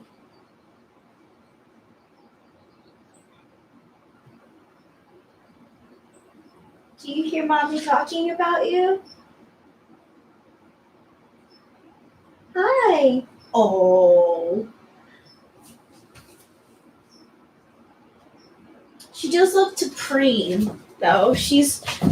PB likes to lick herself a lot. She's SI demonstrative, so she's gonna show us how she cleans herself. Just part of her. Thank you. You're welcome. Can we cheers? Yes, it's iced tea. Iced tea, everyone. Brewed in the sun. Sun tea. Mmm. Delightful. Pedant dependent doesn't rhyme. I can't think of an inky pinky. Does that mean I'm any polar? But also I can rhyme, so what level of any is that? Well, I mean, everybody can rhyme to some extent. A queer deer. Yeah, you got it. But sometimes with their inky pinkies, I'm like, I've slowly understood inky pinky. At first, when Eric would do inky pinky, I was like, I do not understand this game at all.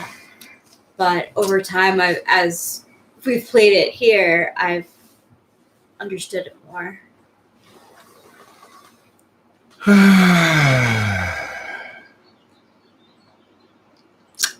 Well, is it a function of any to think of words that rhyme? Yeah, I mean, I think you're using extroverted intuition if you're going through a bunch of different possibilities. For example, if you're just going, what rhymes with bloated? Floated, coated, noted, showed, toted, woted, poted. You know, you try words, some of them aren't words. That's any. Gloated.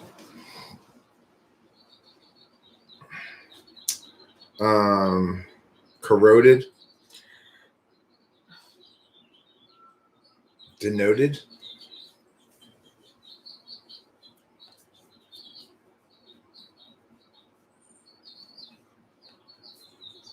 Doted. Well, they doted on somebody. Mm-hmm. There's a lot of words that rhyme with that. It is a lot. Sorted doesn't rhyme with it.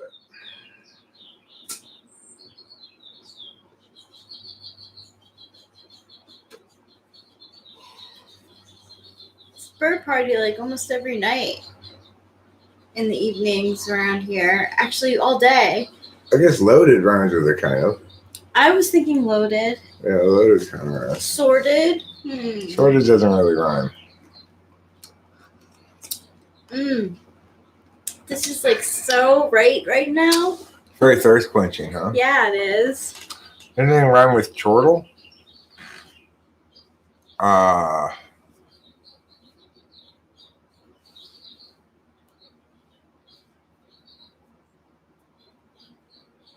Chortle.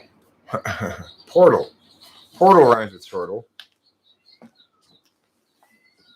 Portal and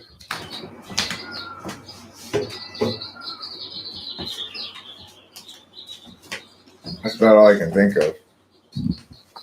I think I want to play a song or two. A precise group of soldiers, inky pinky.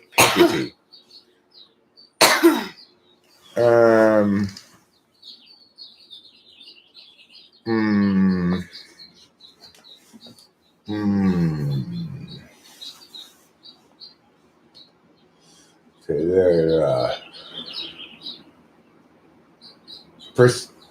Precision division. Precision division would work if it, except it's got one too many syllables in the first.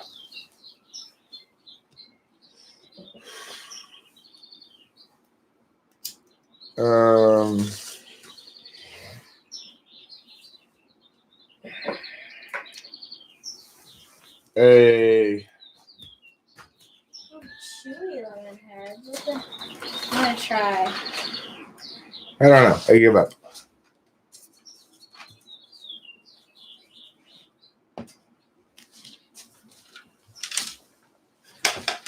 A glottal throttle. Okay, I'm gonna play a song or two here,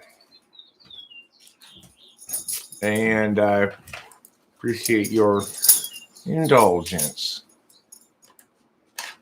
Sit list.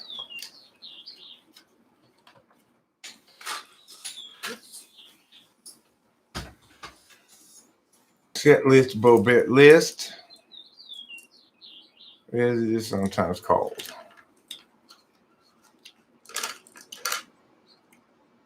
Let's start with this one, Rachel. What you say? Okay. You going? I'm gonna tambourine You along. going tambourine? This one's a better song to tambourine with, I think. Okay.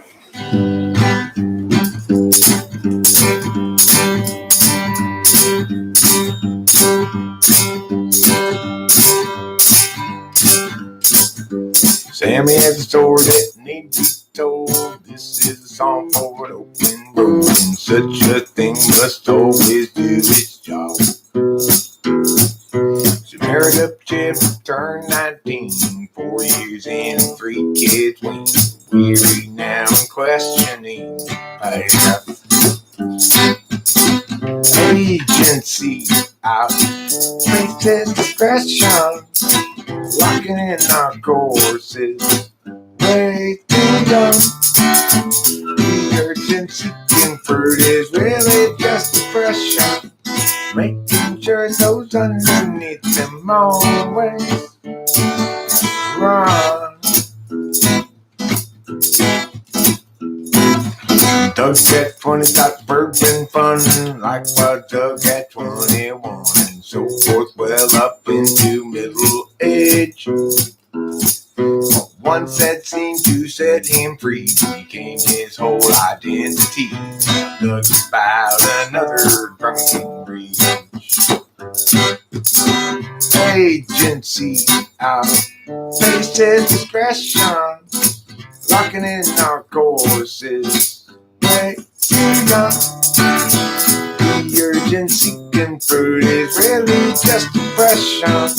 Offering incentive, but they haven't got a thing that's fun.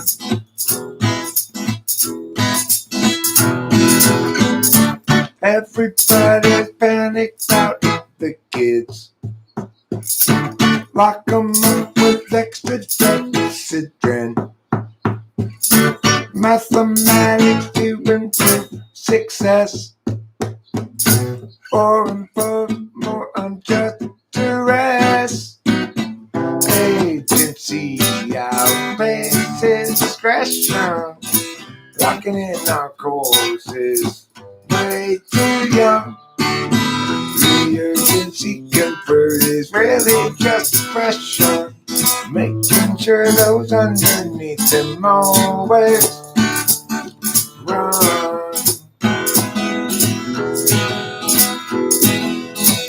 Without consent, it's really just depression. By parasites surviving on their wages earned by lying, while they feed their fear of dying. Yeah, they feed upon the futures of the young.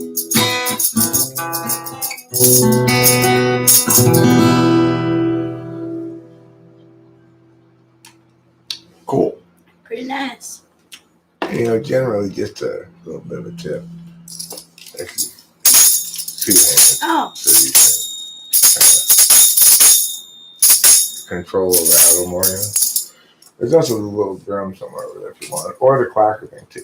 Whatever you prefer. It's try them out and see what you prefer is what it boils down to. We'll have to discover what we prefer together because I don't really know. Let's try this one. Let's try this one with maybe the little hand drum thing.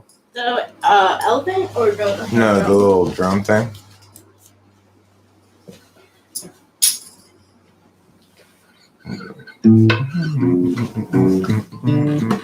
we just go. So we got.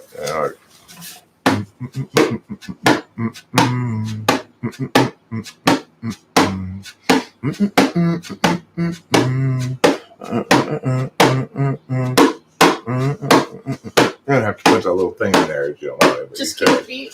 Yeah, you could put a little thing in there if you want, but you don't have to.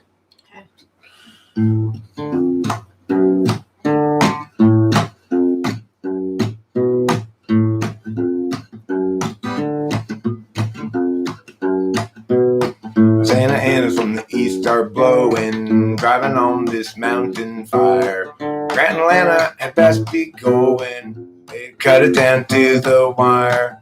Everywhere apocalypse hung heavy as the truck was piling with ash. Atlanta got the dogs in the Chevy, and Grant County got their petty cash. If times are ending, then time is bending. Flames rain down from the sky, while the dogs knock out with Grant's exhaust. Atlanta stays awake to cry. 120 out with Labor Day, and that means cooking meat outdoors. Guy got distracted and fire got away. From Bradford to Arcadia, they cursed his name. Fire raced them down across the incline until they reached the foothills below. Found a room cheap for the night online. At least now they had someplace to go. Tomorrow they'd evaluate their options now that their life had burned away. Atlanta's Mr. as assisted Laughlin wasn't really any more to say. If times are ending, then time is bending. Flames rain down from the sky, while the dogs knock out with Grant exhausted. Atlanta stays awake to cry, while the dogs knock out with Grant exhausted. Atlanta stays awake to cry.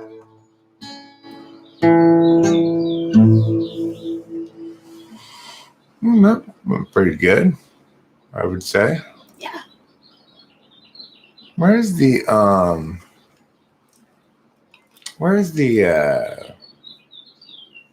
thing to turn off the air conditioning thing? Right there. Oh. Can you turn that off? Yeah.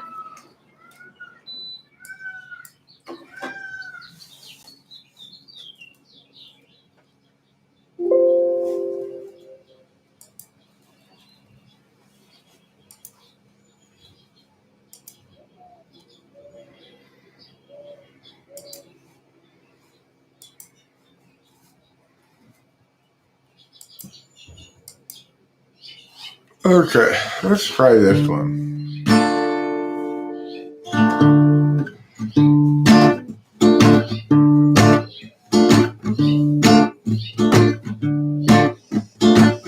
"30,000 days, too many expectations, not even worth a damn. 30,000 nights to sleep off the intoxication, otherwise you won't escape the plan. I've wasted half my days trying another's ways. Who can tell me my priorities? Is there anybody who knows the key? I'm tired of doing it wrong. Want direction and how all along. Wait until I know. Or is that just hesitation? Clarity is no good once your chance is gone. What I need to show is so below my station. Tired of doing it wrong. I've wasted half my days trying another's can tell me my priorities? Is there anybody knows the key? Cause I think I'm doing it wrong. Yeah, I think I'm doing it wrong. Yeah, I think I'm doing it wrong. Doing it wrong.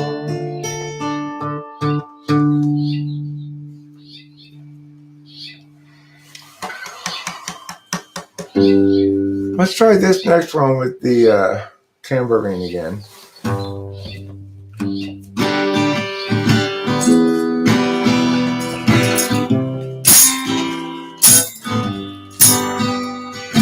Yeah.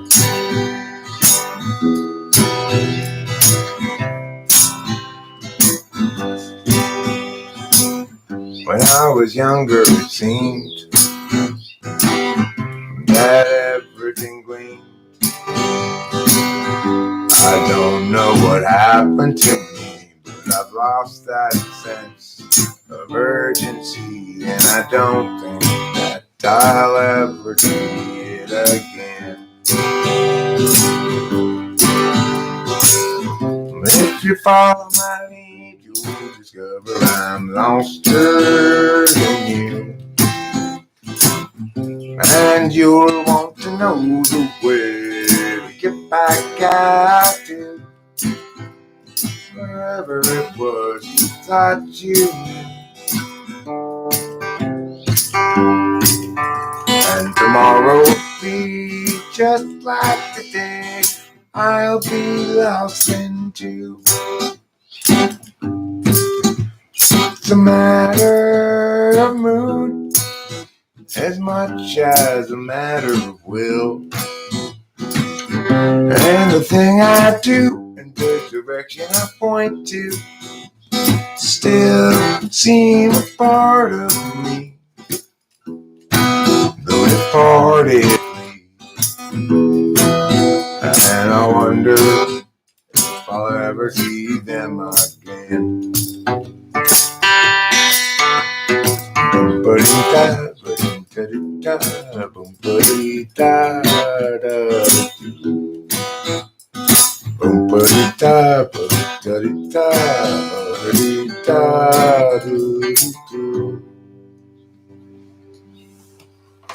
A wonderful, wonderful.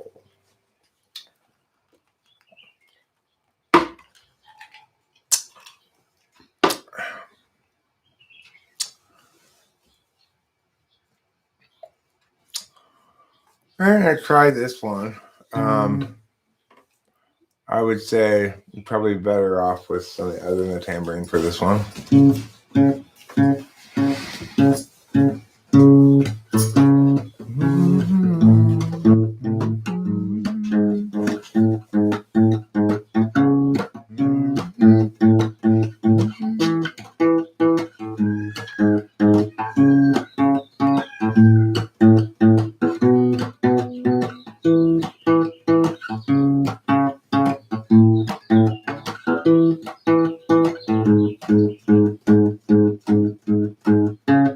Too much noise in the data stream, loud enough to disrupt everybody's dream. Frustrations mean mistakes are made until it seems everybody's throwing shade. I won't be another casualty of other people's well-intentioned rules. I used to think that some tomorrow there'd be time for yesterday. Not the sort of thing that one can borrow. No one willing still to lend a day.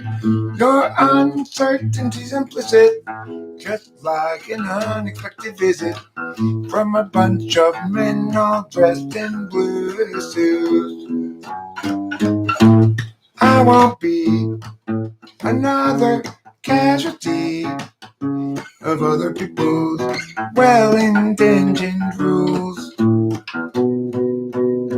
I used to think that some tomorrow there'd be time for yesterday. I played pretty well. Yeah. I really did play pretty damn well. It helped having percussion.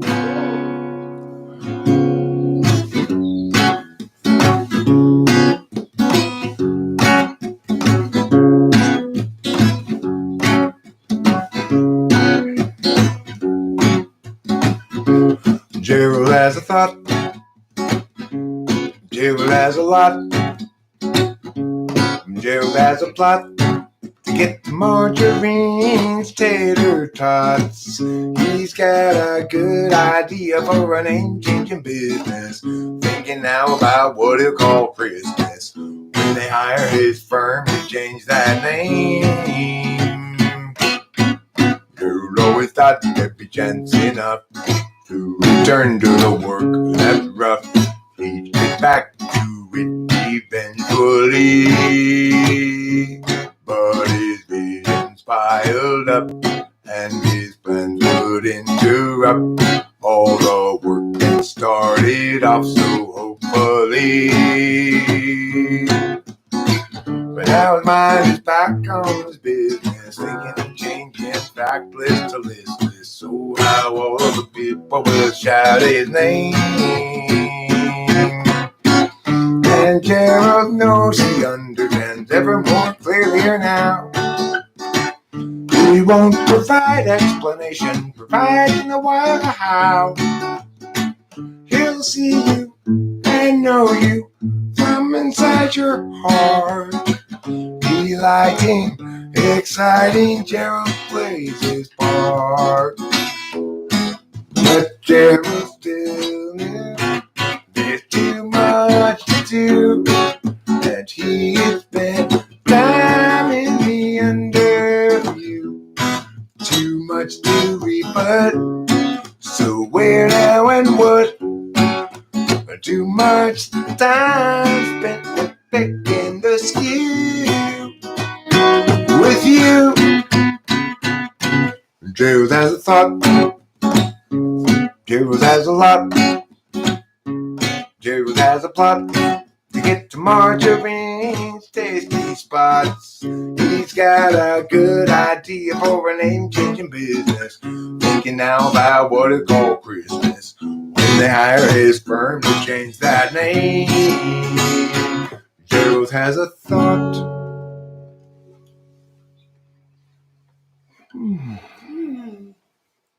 Nicely.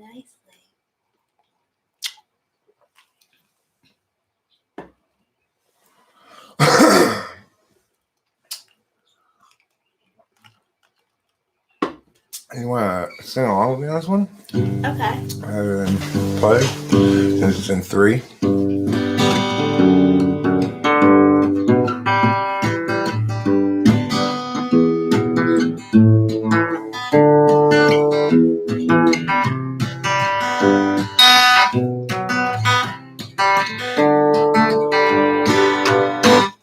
If Jesus was people but absent of sin, he must then have struggled with regular men. Women, of course, when they too were present, disciples all warily eyeing the lesson. If people were Jesus, they'd know as they think, and everyone's word would be true. And feelings once spoken would set where they sink, and we'd all know just what to do. But people aren't Jesus once they're betrayed. The easy believing forever is lost. Maybe naivete not to be saved. The wise pay terrible costs. Does virtue require a rational take, or is virtue that's reasoned inevitably fake?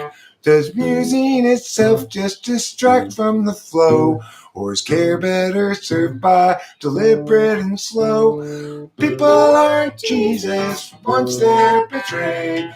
Easy believing forever is lost.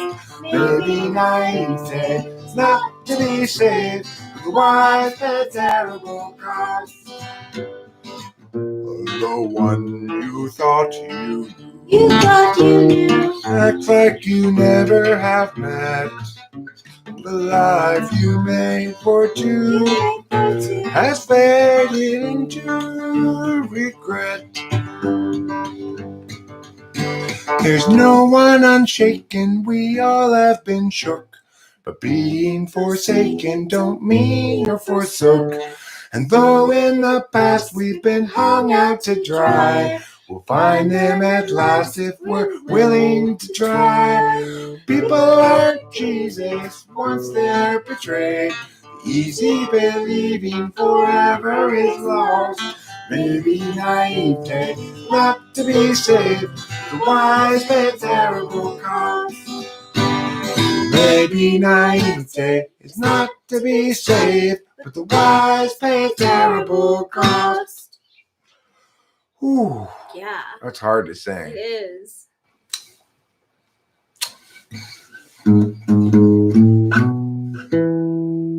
This one I have to practice more. Welcome to sing or percuss or whatever you want. Cool. What's the matter with Chad? Is he terribly bad? Is he very like Dan, who's a terrible man? Is he sort of like Jill, who can't pay her bill? Or rather like Jack, who's stuck on the fact? What's the matter with Sue? Will she know what to do if they bring attitude? Will she show ingenuity? She talks about you whenever we go walking. What's the matter with Bryn? Is she living in sin? She's been hanging with Jim, he's looking terribly thin. What's the deal with Frank? Fish from my tank, he's colluding with you, and they're talking to Lou. What's wrong with the ladies? What's the matter with men? From the feelings of Katie to the coldness of Sven. Let's talk about you whenever we go walking. Paths that lead to lesser days. Spill still at the overwatered past. And whoever's left that's still okay, just tie the sails to the mast. Are you angry at Ken or at Neville again? Don't bother with Kev, he's practically dead. Just focus on Bert, he's medium hurt. What's the quantity for Liz? Did she fail a quiz? What's the matter with Drew? Will she know what to do if they bring attitude? Will she show ingenuity? She talks about you whenever we go walking. Paths that lead to lesser days. Paths that lead to lesser days. Spill at the overwatered past. And whoever's left that's still okay, just tie the sails to the mast. 'Cause each of us have much and bravely sinned.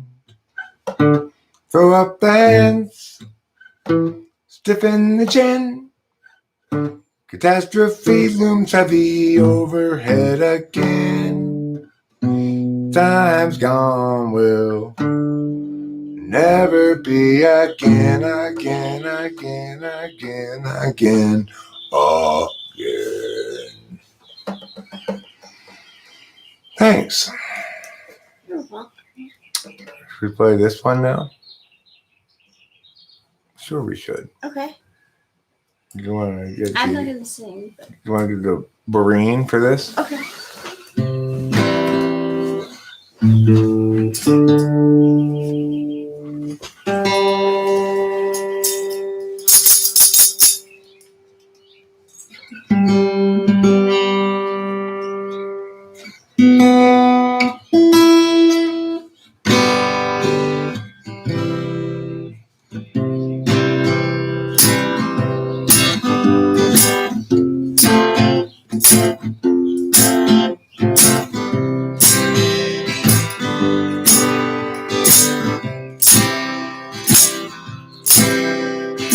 Every life lived reaches a time when the road splits in two.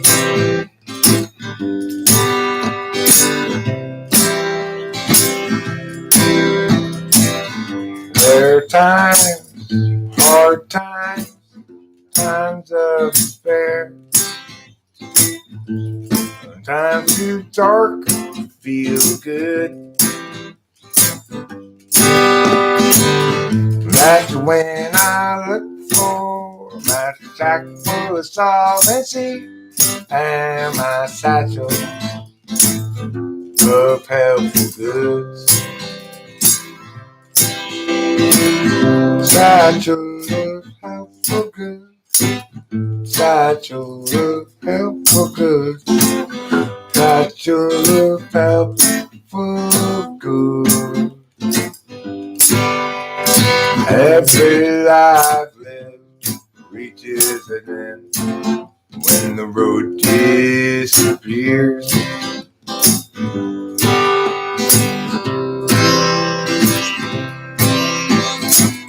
When I'm there, will there be anybody else around? Will I travel all alone? That's when I look for a sack full of solvency and that satchel filled up with home. Satchel of helpful good. Satchel of helpful good. Satchel of helpful good. Satchel of helpful good. Satchel of helpful good. Satchel of helpful good.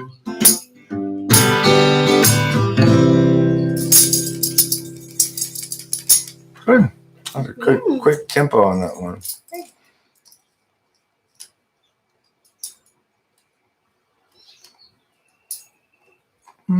Try this drawing here.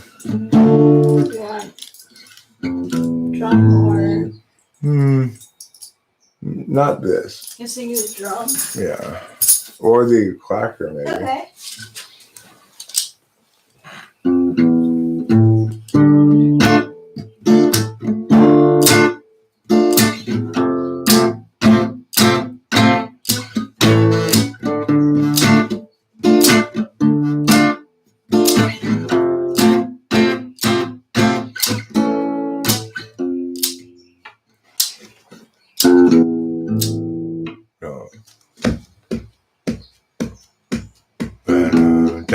Oh, he came here with her. And what's the big problem that you can't enter?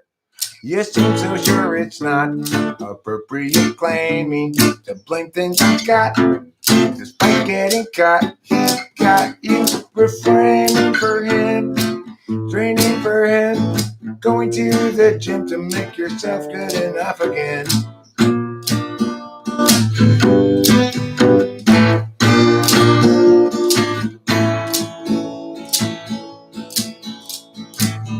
Yeah, you guys both have lots invested.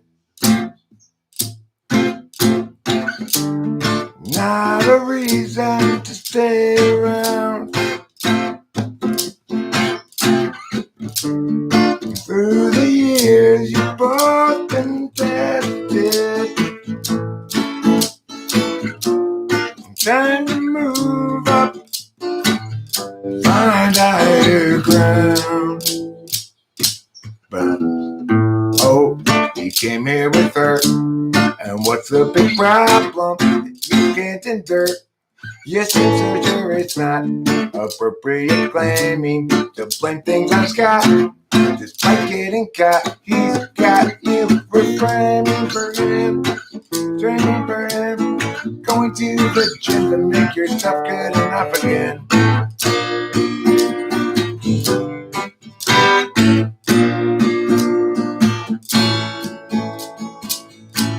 Be done with him.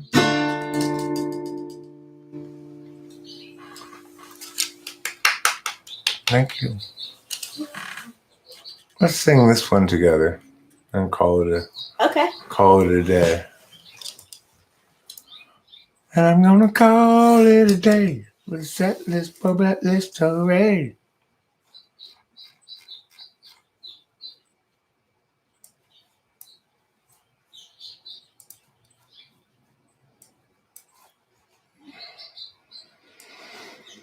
Okay.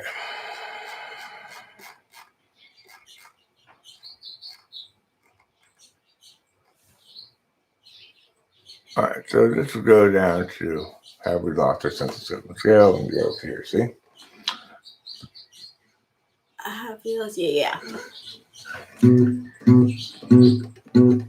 Just brooding here won't do any good, but brooding's more and more my style. I seek the true ways of standing where we stood, 'cause I've been stuck here a while. That's despite a natural selfishness that makes it easy to have fun. But flutters in the gut become a fist, and all my visions come undone.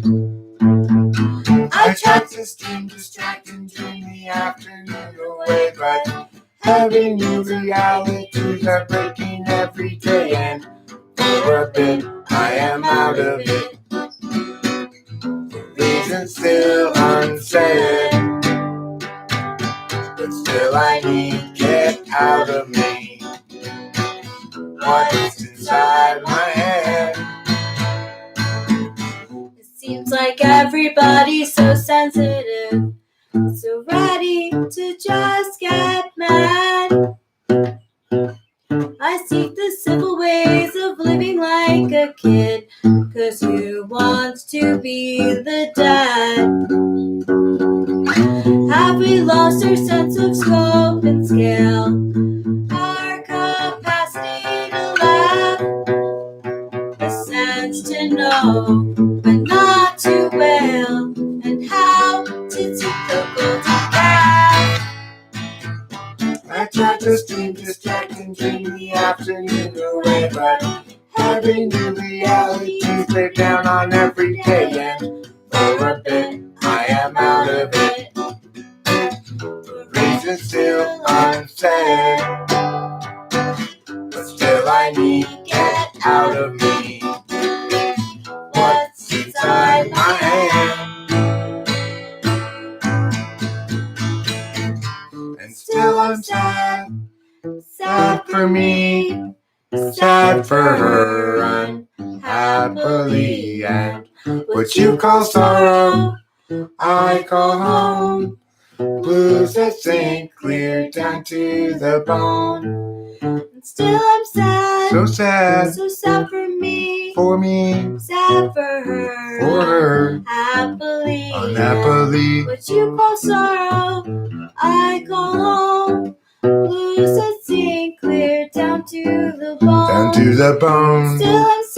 Still I'm sad, so sad for me, sad for her, happily, unhappily. What you call sorrow, I call home. Blues that sink clear down to the bone. I think that's about the best we've ever executed that, Rachel. Really, that was great. Good job. Thanks. Way to rock the Casbah, as they say in England. It's fun to rock the Casbah with you. All right, friends, neighbors, countrymen. Now that you've lent us your ears, it's time for us to go. For the 16 of you who stuck around, we greatly appreciate you listening to us. Yes. Thank you very much, and don't forget to eat plenty of cheese.